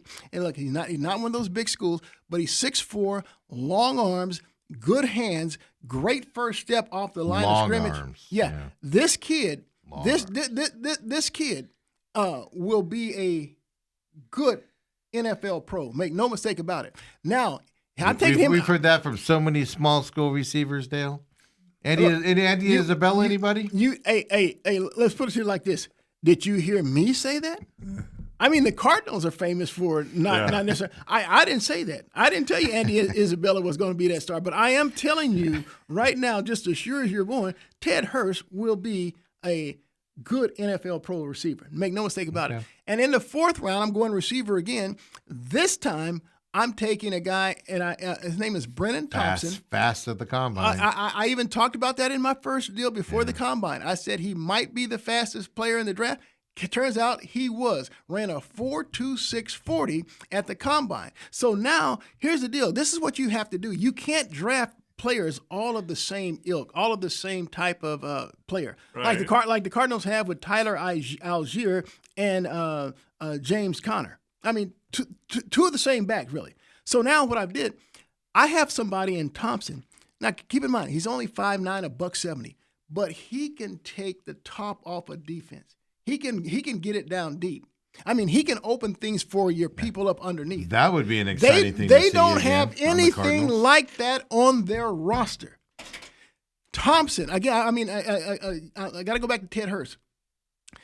He's a guy that's going to be a nice red zone target for me as well. And then I'm in the 5th round, I go tight end. I go Tanner Koziel from Houston. Now, Koziel, 6'7", 255. Great hands, but here's the deal. Another thing. How many times did we see the Cardinals struggle in the red zone this past year? Yeah, a lot. I got a guy that's 6'7", that I can move around. I can even put him in an H-back. I got a guy that's 6'7" I can throw to, and I got Hurst at 6'4" on the other side. Dude, I'm creating something that the Cardinals don't do offensively. I'm creating mismatches. I'm creating and dictating to a defense, hey, you match up to me or else. It's just, and then it opens up other things. I mean, I got a great running back that can catch out of the backfield. I mean, some people might mistake him for a wide receiver. I'm talking about Jeremiah Love. Love has those type of hands. He has those Christian McCaffrey, Bijan Robinson type hands. Why wouldn't you want something like that? I mean, I can't make this stuff up. So in the 6th round, I do like your 6th round pick. In the 6th round, I take Haynes King, a quarterback from Georgia Tech. Now, King's a very, he's probably the most athletic quarterback in this draft. You have to be to run that Georgia Tech system. Yeah, dude, and he throws accurately out of the pocket. I mean, so he's a developmental guy. I'm not looking for him to come in and usurp either one of the quarterbacks I have. Mm-hmm. But he's my developmental guy. And you know what? You never know. He might turn out to be my franchise quarterback. I'm not saying in any way, shape, or form that he is, but he's my developmental guy. My final guy, I'm going back to the offensive line again because I really love this kid. His name is Justin Pickett. He plays on the right side of the line. I mean, this kid is just filthy nasty. I mean, a filthy nasty physical. From Duke. Yeah. From Duke. Again, you're going to all these smart schools, Coop. A basketball school. Hey, look. He was a big dude in the Temple. I want you guys to follow, and Steve's going to do this for you. He's going to keep this, and yes. he's going We're putting it on Twitter later on today. He's going to chart these offensive linemen that I have, and I'm telling you, these particularly in the 2nd round, I think they're equally as good, if not better, than all the ballyhooed first round pick. The nice news deal is I won't be charting much on those offensive linemen because they'll just be on the bench. Do I chart them left bench, right bench? Like what do I move them here on the? No, Wow. in all seriousness, so there's Coop's draft, their revised draft. We'll get it out on Twitter later on and things. It just the Stooks one just makes me laugh because that one play, man, you will not let that one play go. Look. I'm kid you not. I really battled with that pick. I mean, I like Darrell Jackson, the defensive tackle from Florida State. I like him a lot. Right. But I just don't have enough playmakers in the secondary. Well, Yeah, and that's always been an issue. you hope you get both your first round defensive tackles back. Hey, here's the deal, and that's one of the things. I no one will say this. This is like a big, deep, dark secret. See, I was at the game when Walter Nolan got carted off. It was against the The Falcons. knees, yeah. And no one has ever said, is it an ACL? They don't do that. They don't do that with the Cardinals. At least under Jonathan Gannon's regime, they don't do that. And so I have no idea if I had, because look, I'm going to tell you something. I might even look at this point and say, I thought the Cardinals, they'd be smart if they did something like this. Remember how they brought back Calais Campbell a year ago? Yeah. There's a dude out there, free agent, defensive lineman, very accomplished, getting a little long in the tooth as well, but he played at Chandler High School. That's what I said Jordan. a couple of weeks ago. Did you really? Yeah. Here's what we don't know about Cam. What we don't know about Cam Jordan is, if you don't know, Saints for 15 years, dominant NFL career, played here in Chandler. His parents still lives here, or at least they did. Yeah, They do, Steve Jordan and his wife still so they live still live here. So here's the question you got though at this age. That's what we don't know. But then we don't know if is this a last ditch effort for a run for a Super Bowl where he'll take less money? Does he want the money? But then he makes a comment about this with the Saints. I don't know if it's going to pop up here if I have it in front of me. But he basically said, going back to the Saints, unless they match what I want, doesn't make any sense. What? At least with the Saints, he's saying it's about money. Okay. And that's why they couldn't come to a deal, was they were negotiating and they were lowballing him compared to what he thought he was worth. The Cardinals aren't signing him for that. Now, if he can come back for a discount to come back home, then yes. But what he's saying tells me he's in this for the money. Look, Dale just said they have $180 million. Look, the Next Cardinals, year. Okay. Well, Not this year. the Cardinals are one of those franchises. This year, I think they're $64 million, something like that right now. Don't Okay. quote me on that, but Okay. somewhere around Okay, there. there's still enough to do with it. Yeah, absolutely. They're one of those franchises who has to overpay. You know what I even floated? Bring back Calais Campbell for another year and Cam Jordan. I'm okay with that. Split the difference I'm because okay with you know what that. they'll do? Because Calais Campbell, Dale pointed out last year, played a lot more snaps than he was supposed to because they needed him. You get two old guys that can now split those snaps if they have to play And a they've lot been more. very productive. Yeah. And they're still And- productive. and Cam Jordan is still productive. Yeah, and folks. and here's the deal. He had what, 15 sacks last year? Something like that? They know when to turn it up. And when they want to turn it up is on those third downs. I Those would possession not be downs. opposed to that at all. Yeah. The only question mark with Cam is we don't know what he's looking for here at the end of his career. Well, it sounds like it's money. That's what, at least with the Saints. I'm But I gonna can pay also him. understand going, I played for you for 15 years and you're lowballing me right now. And then you could go take less elsewhere. Like if he wants to be No, here in Arizona again, you no, could take less there. no, I could see you no, telling the team that you were on going, you're not going to lowball me with everything I've done for you. Steve, You're not doing that. Steve, if I'm Cam Jordan, I'm not taking less anywhere. I got to figure in mind, and it's the Cardinals who need to overpay. If they're a smart organization, which they haven't shown that they are, No. if they're smart, they would go do that. I would bring back, like you said, I like the idea of bringing back both Calais Campbell and Cam Jordan. And Cam is still productive. He had, I Absolutely. want to say 15 sacks last year. He had double was still digits. good. He had Yeah. double. I don't know if it was that high. I think he had, So here's the double- thing, and I've always called it this with the Cardinals, and you're right. You answered your own question. They should do this. Are they smart enough? They haven't shown the propensity to be smart enough. But you have to pay a tax on coaches and or players if you're the Arizona Cardinals. Now, guess who doesn't? The Cardinals, because they continue. Their last three head coaches are first-time NFL head coaches. But I'm saying, guess who doesn't have to pay taxes on guys? Rams, Well, 49ers, Detroit, Seahawks. Yes, those guys, hey, people want to go join them. Yeah. So you have that. And the other thing is, if you look at Calais Campbell's 2025 season.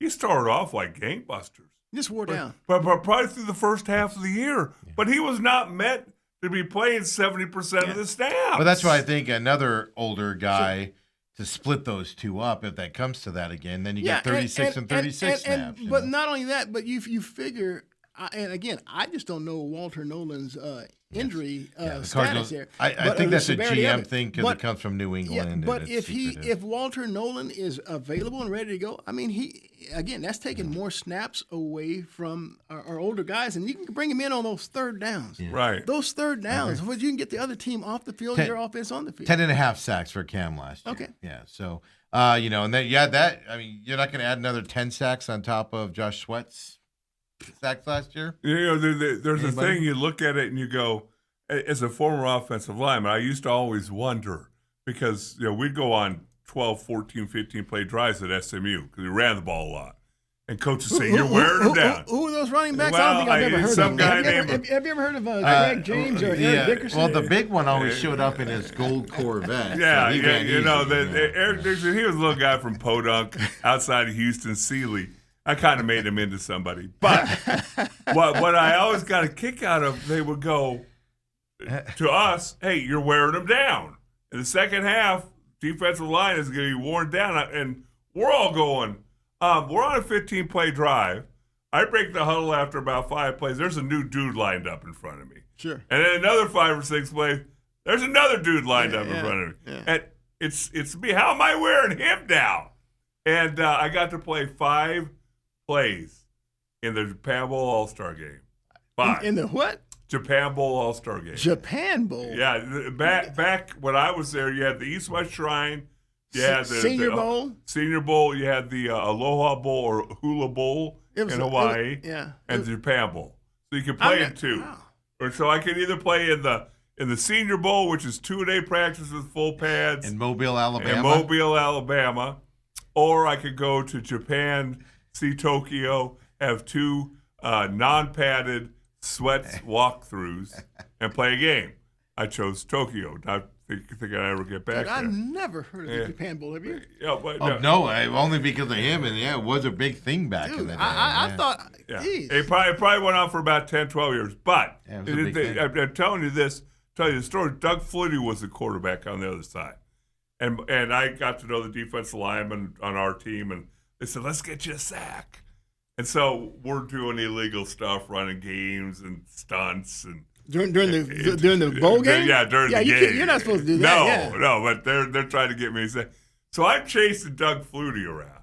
Well, that's got and dude, you're an offensive lineman. Why are you chasing him around on defense? Because I'm an athlete, Coop. Yeah. I'm an athlete.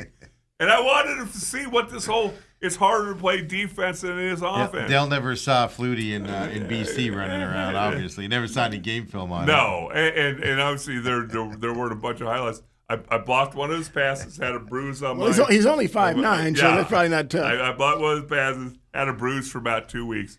But I played 5 plays, and I took myself out, and I went over on the sideline. I go, I'm going to throw up. I was in good enough shape to do 15-play drives, playing 5 defensively, gassed me. So it is harder. So when you're talking about getting these old guys to play 30 snaps a game, they're going to stay fresh for the entire season. And they're going to come in on third down when the offensive tackle's been blocking somebody else, for 5, 6, 7, 8 plays. Now all of a sudden you got Calais or Jordan coming in. Yeah. Ooh. Dale, that's a fascinating story. I didn't know that. I didn't know about the Japan Bowl, nor your proclivity to be a stalwart defensive lineman. Cam Jordan's exact quote was, "If the sense doesn't make sense, then we have to find our own path." Well, which tells me he's looking at the money side as well. And again, look, I'm going to bring him back. And look, I don't know why the Cardinals weren't interested in bringing Christian Kirk back either. I mean, Christian was he was very productive here. But here's the thing, though. It goes to what Dale said. You have to have it both ways. He's been here before. He Sure. knows the regime. Yeah, But that's a a good one-year point. deal That's a in good point. 49ers as your career, I mean, his career is wrapping up. It He's is, on the and backside. he may be 1 year in looking- 49ers looks a lot better than a year in Cardinals. Yeah, man. because 1 year could set him up for a multi-year Another contract 2 or again. 3 year Yeah. deal It could. coming up. Yeah. And So- guess so I what? can He's see going to be that. playing meaningful games at the end of the year. Yes, that's the thing. He's going to be on TV Well, a lot more. he did that. He played a playoff In game. Houston. With Houston, yeah. Yeah, and he ate up. Who did he eat up? The good defensive back guy that I'm forgetting his name right now. Was it He the had a great, Baltimore he had a great Ravens? game. Was it the Ravens? that they beat? No, that wasn't the Ravens. It was holy cow! I don't know. Come to me Well, he because they did- weren't in that normal. Oh, no. spot. He had 5 or 6 catches, I Oh, think, in I that think, game. and he Was it had- the had a- Patriots? Was it the Patriots? Did Houston lose the game that they had a big game in? Yes, I thought. Oh, well, maybe it was the it Patriots. was the then. Patriots, 28-16. Yeah, no, they lost the playoff because remember they weren't in that Saturday morning, 9 a.m. kickoff role. They were in the later game. But yeah, it's the Patriots they lost to. No, he had a great game in that game. He had a decent year last year. That Christian would Cook. have been Christian Gonzalez then of the Patriots. He's their best Yeah. DB. Yeah. Well, he's one of the best Yes, in he's the one of the NFL. best in NFL. Yeah. But that's the thing. I mean, if you're Christian, 2 to tango. Christian Kirk's like I've done that Arizona experience, Right. And Good point. I'm not going to be able to parlay that into something bigger, probably. Good point. Whereas in San Francisco, I'm going to be highlighting But- more but as a third Jordan- receiver for him going into there. Oh my Jordan, how about putting a cap on your career? You've done just about everything you can in New Orleans. And you get to come home for your Yeah. last season. And Yeah. Well, even more for Jordan. I'm going to do my plea to Cam Jordan right now, right here. Other guys have tried it. Todd Heap has tried it. Didn't want to play anymore. Just took the money and came back here and wanted to sit out most of the games. Terrell Suggs was done and said, "Oh, you're going to pay me? I'll come play another year," knowing he was done. He just takes the money. You have the ability, Mr. Jordan, to come back home and put your stamp on your career with your hometown team, and you are the one that can do it differently than the other guys did. Come do it. Yeah. That's my plea for him, Bruce. Yeah, You there think you it go. works? There you go. I hope so. You listening, Cam? You need to listen. Yeah. Well, you know him. Call him up. Call his parents up and tell him. Yeah. Matter of fact, that's a good point. I will call Steve. I'm going to call Steve after the show. I'm going to call him today. Yeah. That's a good point. That's a good point. I like me some Steve. Nice guy. They don't live in the Chandler school area, but they still live down in that area from what I've been told. Well, I I know think so. Steve's a Thunderbird. Yes. I know that Cam still is involved in the Chandler High School football program. Yes. Bought a bunch of helmets a year or two ago.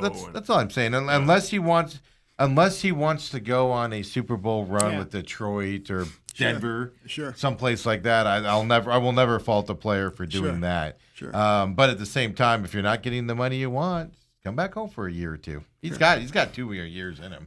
Michael, let's overpay a little bit. Come on. Yeah. I don't disagree on that. When we come back, we'll get into it. You want to talk Suns? No, Let's we talk don't. I'm done with the Suns.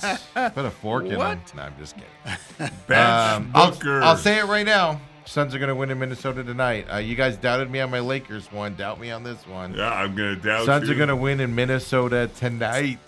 Come on back, folks. The main event. We'll talk about it.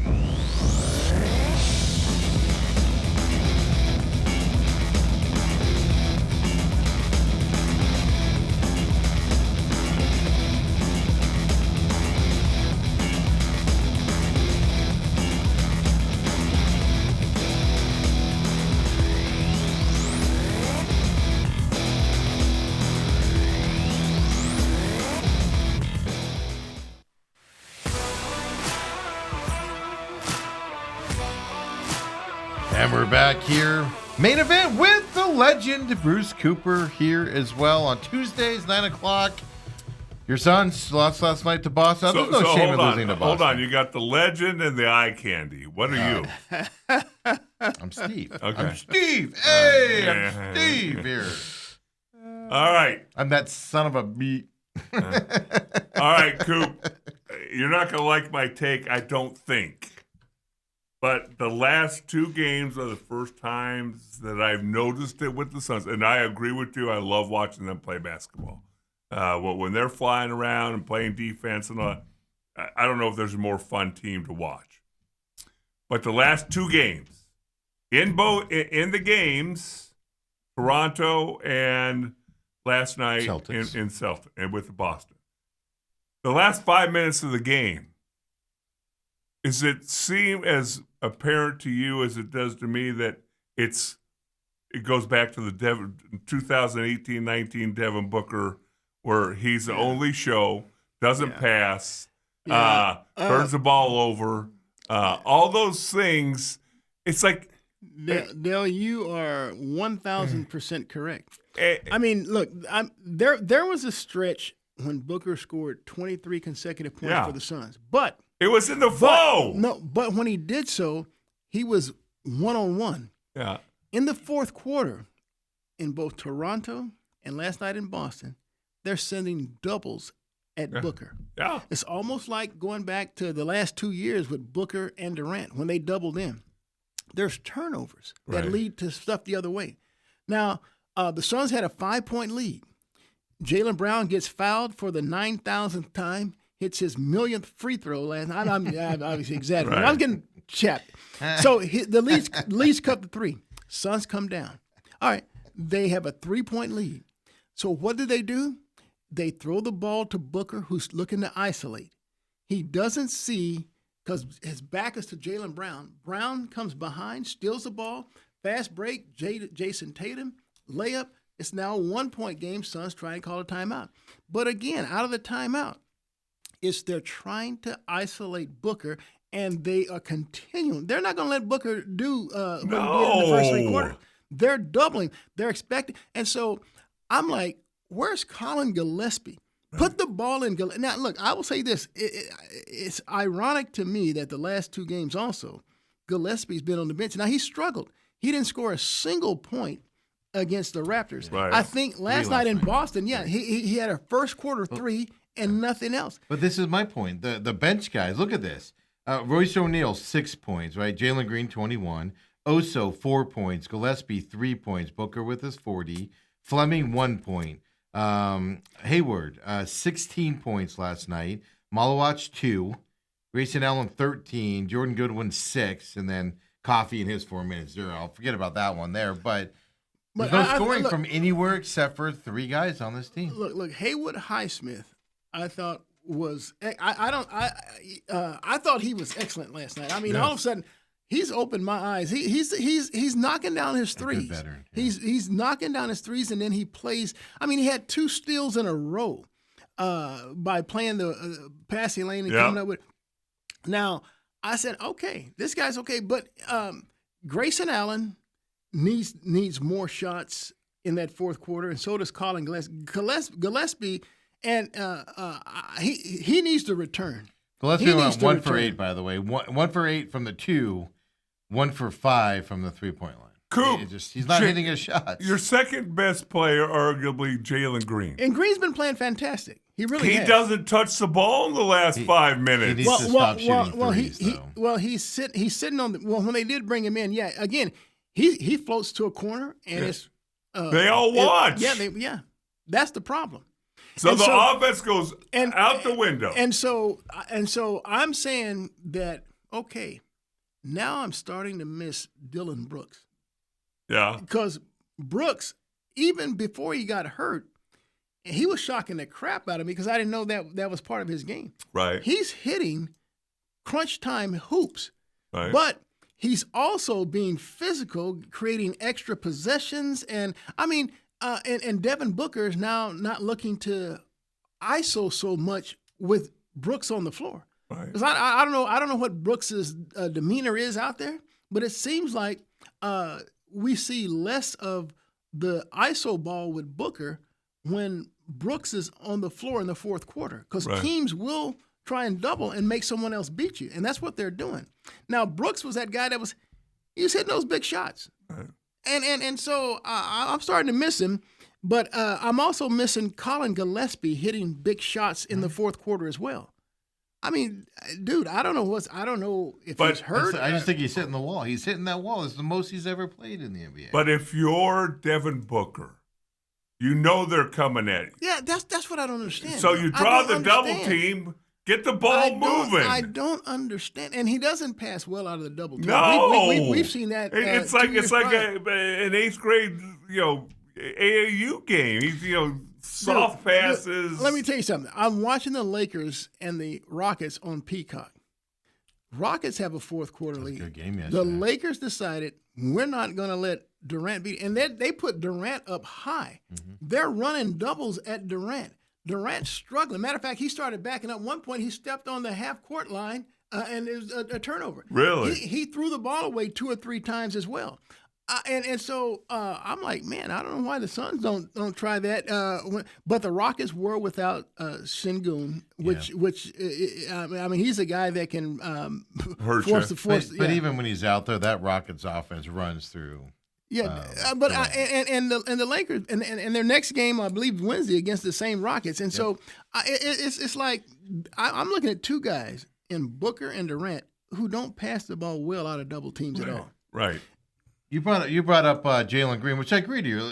On face, it looks like he's integrating into this team well. But still, for a guy getting paid what he's paid, being that right now they're supposed to be the number 2 guy on this team, he's still 8 for 20 from 2-point land, 1 from 7 from 3-point line. He's even scored 21 points. He's got to get better at his shooting. Well, Steve, look, before that, I mean, the guy's been playing. I mean, he's been dropping 36, 20. I mean, he's been doing well. But like I told Dale, there's no shame in losing to the Celtics, and the Celtics are a good defensive team that a lot of teams struggle with out there. So I'm less going to be critical from that perspective. But those are the games, if you want to make a run in the playoffs, those are the games that Jalen Green has to step up, Colin Gillespie. You can't have 7 guys on your team with 3 points or 6 points and stuff like that when they score more than that during the game. Come playoff time, that's all I'm saying is they got to integrate these bench guys. I hear you. It doesn't sound like it was a good shooting night for Green, but I'm telling you, I've been. No, he looks good though. He looks like the explosiveness is back. Yeah. He's not afraid and babying that hamstring anymore. He's just letting it all hang out, and so. I've been pleased with him. But last night wasn't probably his best. Yeah, but that's what he shrinks in those big games sometimes. Yeah, he did. That's the game we needed you to step up last night. That's why Houston let him go, because he had a horrible playoff. I call that playoff grade. Yeah, but if Devin's taking 2 guys with him and usually a third shading towards him, and he gets the ball moving, there's going to be open shots for other guys. Absolutely. But he's turning the ball over out of those doubles. He's waiting until they get a full double team on him instead of going, I'm recognizing this dude's coming up here. Go. Yeah. Here's an exciting thing, though. Kobe, throw up the West rankings here for you, guys. I'm just saying, this is exciting. Look what we're complaining about, guys. Do you notice anything different about these rankings, Dale? You got to look at the big TV up there. Well, what do you notice there? If the Suns win tonight, they'll only be 1 game behind the T-Wolves. Even better than that, they've clinched a playoff spot in the 7th seed. They will guaranteed to make at least the top 3. I was never worried about them being a play-in team. I'm just trying to find the positive. Between the Warriors, the Trailblazers, and the look. They need to beat the because I thought the Lakers. My point on the Lakers is I was joking around yesterday. Lakers fans need LeBron James to play for the Lakers because they aren't good with him generally. They play better without him out there, and they've gone on this run with him being out a little bit and stuff to that effect. But the Timberwolves now have become the Lakers, the team that you can catch and get to that 6th seed if you stay healthy. You can catch these Timberwolves team coming up here. So. And the Lakers. I know they now have, a 4-game lead over the Suns? I believe so. Right now I'm looking at it, yes. But the Lakers, I've looked at their schedule. They have some tough games. They're going to struggle again. With OKC and the Spurs and stuff like that. Yeah. And so I think this last stretch, after Thursday, with the Yeah, Spurs. They're going to come back. I think the Suns, their tougher games left would be at home. I think we all think the Nuggets are going to wake up at some point and just go on a run again and get back into that top 3. But Timberwolves and Lakers, I do believe at the end you can compete with them for that 5th and 6th spot when the season's over. I fully believe that 100%. And that's why also, Ant-Man's out tonight. He's dealing with injuries. Now, the thing that scares me about the Timberwolves is their length. Yeah. Suns struggle against length. Oso didn't play very particularly well last night. You need those center guys to stop the length of the Timberwolves to get in there. I'm not sure they can do that, but if the Suns go in and shoot the ball well, they'll beat the Timberwolves. But you know what? I don't know if you noticed this last night. I've noticed the last couple of games. Malawak, even against, I was praising him against the Pelicans because he was causing problems for their big bruising forward that drives in it. And then last night, you saw with even Rasheer Fleming and Malawak in there, the Celtics struggled in the paint. Yes. They're struggling in the paint. And so in the fourth quarter, when Jaylen Brown and Jason Tatum are getting points in the paint, it's because the Suns don't have a rim protector. Right. They don't trust Malawak in those late. And I'm like, dude, I'm almost. What's the point of not putting him out there? I don't understand why you're not. Oso's not that guy. Yeah. So why aren't you trying out somebody else in there? Why are you waiting for Mark to come back? And so here's the deal. I don't know if you noticed that Brandon Ingram was getting off against the Raptors and when they made that big run on the Suns, and he's getting most of his points there in the paint. He's struggling to score, blocking, having his shots blocked and altered by Malawak. I'm like, dude, instead of going small ball, I was so frustrated. He went small against the Raptors, going small again against the Celtics. Dude, no.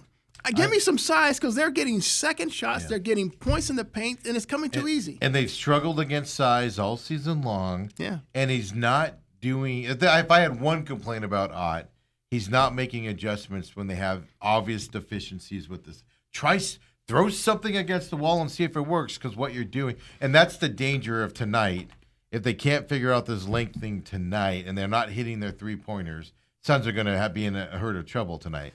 But I think they'll be able to figure it out enough to get out there with Ant-Man not being there tonight to hopefully win that win in Minnesota tonight. Yeah, if the Suns can get Gillespie and Grayson Allen going again, I think they'll be all right now. I just think Gillespie's just hitting that wall of I've played a lot this year, and my legs don't want to work. Well, the season is only going to get more intense going forward. So right. I mean, he needs to. If that's the case, he needs to kick that really wall down. Quick, Eduardo Rodriguez on the mound for Venezuela tonight against the United States. Well, that means that Madison Bumgarner is going to get work. Did I say Madison Bumgarner? I meant Eduardo Rodriguez. Eduardo Rodriguez is going to get worked, and the United States will win the World Baseball Classic. I joked around earlier, and I go, this is going to be a blowout by the USA tonight with Rodriguez out there. Wouldn't a perfect evening, though, Coop, be Rodriguez goes out, pitches 4 pretty good innings, maybe gives up a run, and then the bullpen comes in, and the USA lights it up? Brother, you have far more confidence in Rodriguez than I do. Oh no, it's hope. It's not confidence. It's hope. They held Rodriguez for this game. He was going to go yesterday, and they ended up holding him for tonight's game against the U.S. Bravo. And stuff like that, right? USA should win. 5 p.m. first pitch there. Merrill Kelly says he's going to start on the IR. Really? Yeah, well, because he needs to stretch out some more, not because he's still hurt. He's not going to be ready to go. I'm not opposed to that because your first games are against the Dodgers. Yikes. Well, who's taking his slot in the rotation? Well, I'm going to guess either Rodriguez slides up to 2.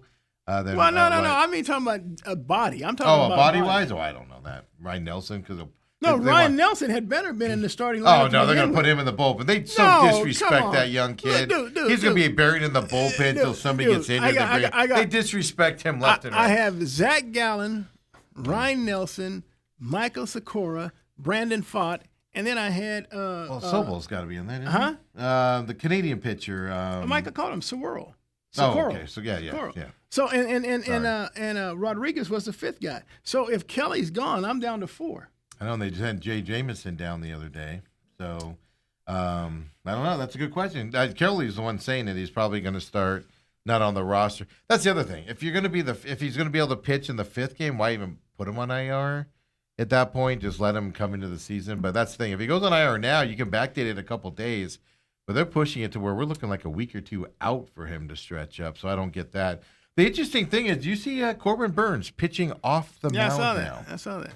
Like this is coming. They're still saying, but they're still not going to break. rush. Yeah, they're still not going to rush him. No, it's so what he does is every couple weeks now he's going to get on the mound. Like his first time on the mound, he was only throwing fastballs. I guess yesterday he mixed in a couple curveballs. Then so every 2 weeks he gets back out there, and they do that simulation where the catcher's in front of the mound, in front of the plate, or on the plate. So it's not a full pitching thing. But that's at least I've never seen a guy coming off of Tommy John when he's supposed to come back in July. At least maybe it's because of spring training, but being this much throwing in March, coming back from it, it just seems different to me. But I'll tell you this: I think the Diamondbacks are showing some really nice young prospects from a position player standpoint. Look, I wasn't really sure if Jordan Lawler could pull a Fernando Tatis. I want to ask you about Lawler in a second. But he's looked really good out there. He really has. So what do you do with Lawler at center field with Alek Thomas in center field? What are you going to do there? Well, Alek Thomas is going to have to move over to left field now that Lourdes Gurriel is out, and then when Gurriel comes back. But they're saying he's going to be a DH here for spring training and load up to be a DH for the team, which I know it's not a field. Lourdes. He's going to start hitting and DHing here, supposedly at the last couple of weeks of spring training. Now that takes him out. That takes him out of the field. Yeah, that's what I was reading the other day. That's a possibility. I read there was a possibility. Wow. He could start DHing, which means he's not in the field. But yeah, Lawler being in the outfield. Then you got Tawa. Where's Tawa playing in this team? Well, Tawa is one of those guys who can play infield and outfield. Yeah. But Alek Thomas is my question mark right now because you don't want Alek Thomas, and he changed his swing during the WBC and everything with Mexico. But yeah, Lawler's going to throw a wrench into this outfield. It's going to be kind of fascinating to see how they play it. I think he's going to be a starter because they like his bat better than, and so do I, better than Alek Thomas's. Yeah. I mean, so if you can get the type of range and glove that I'm seeing so far from him, then you're not you're going to be okay there. But I'm telling you, here I'm going to tell you a couple young kids that have really opened my eyes in the Diamondbacks. Spring training here.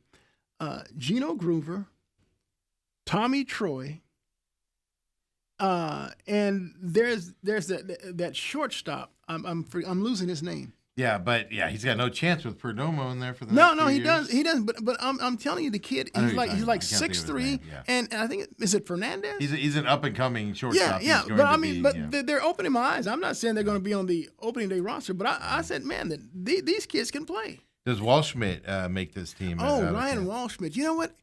He was playing well, but all of a sudden, they switched him to DH now. His bat is starting to lose that steam that had opened eyes earlier. But he's still batting at 256. So he will skip AAA if you bring him on the opening day roster, which I don't think they'll do. So I think they'll go ahead and send him down to AAA. But he's another one of those kids. Yeah. There are 4 kids now. Thank you for saying that. There's injuries coming up here that Waldschmidt will be called back up the second there's an injury someplace. Yeah. He'll be one of the first ones. Look, I'm telling you, Gino Groover and Tommy Troy. Groover was 2 for 3 yesterday, if I remember right. I'm not sure, but I've watched. I'm like, man. Diamondbacks have done pretty good. I mean, these guys are their future's looking pretty good. 341 here. It's a third baseman, is what he's canceled at. Yeah. You could easily slide him. I know you have an older third baseman, but you got him grooming that. What's Tommy Troy hitting? Let me see if I can find that. He didn't play yesterday, so let me see if I can find that real quick here. Questions, Dale. What's Tommy Troy hitting? Tommy Troy is hitting 263. He had a hot streak. He was hitting well too, but he didn't play yesterday, so it's not as easy. But regardless of what he is hitting, I'm telling you, those 4 kids, they offer a nice bright future for the Diamondbacks. 524, 11 for 21.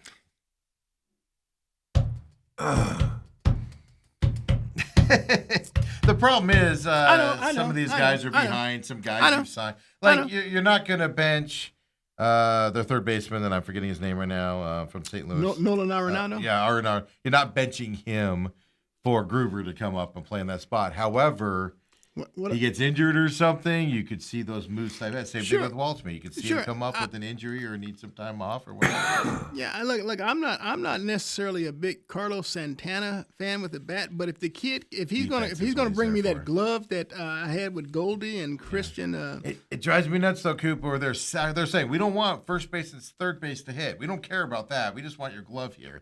That worries me a little bit about hitting when you say that stuff. It does worry me a little bit. Yeah, no doubt. Pavin Smith has a better bat, but I mean his glove at first base is just like Yeah. You just iffy. worry about injuries with Pavin, man. Last year showed it. Anytime you kind of rely on him a little bit, it's injuries come in there and he Well, see, misses that's why you time. like a kid like Tim Tawa. Tawa can he can play anywhere except catch, Right. pitch and catch. Yep. So It'll be fun. Hey, let's get out of here. Everybody, we're having fun today.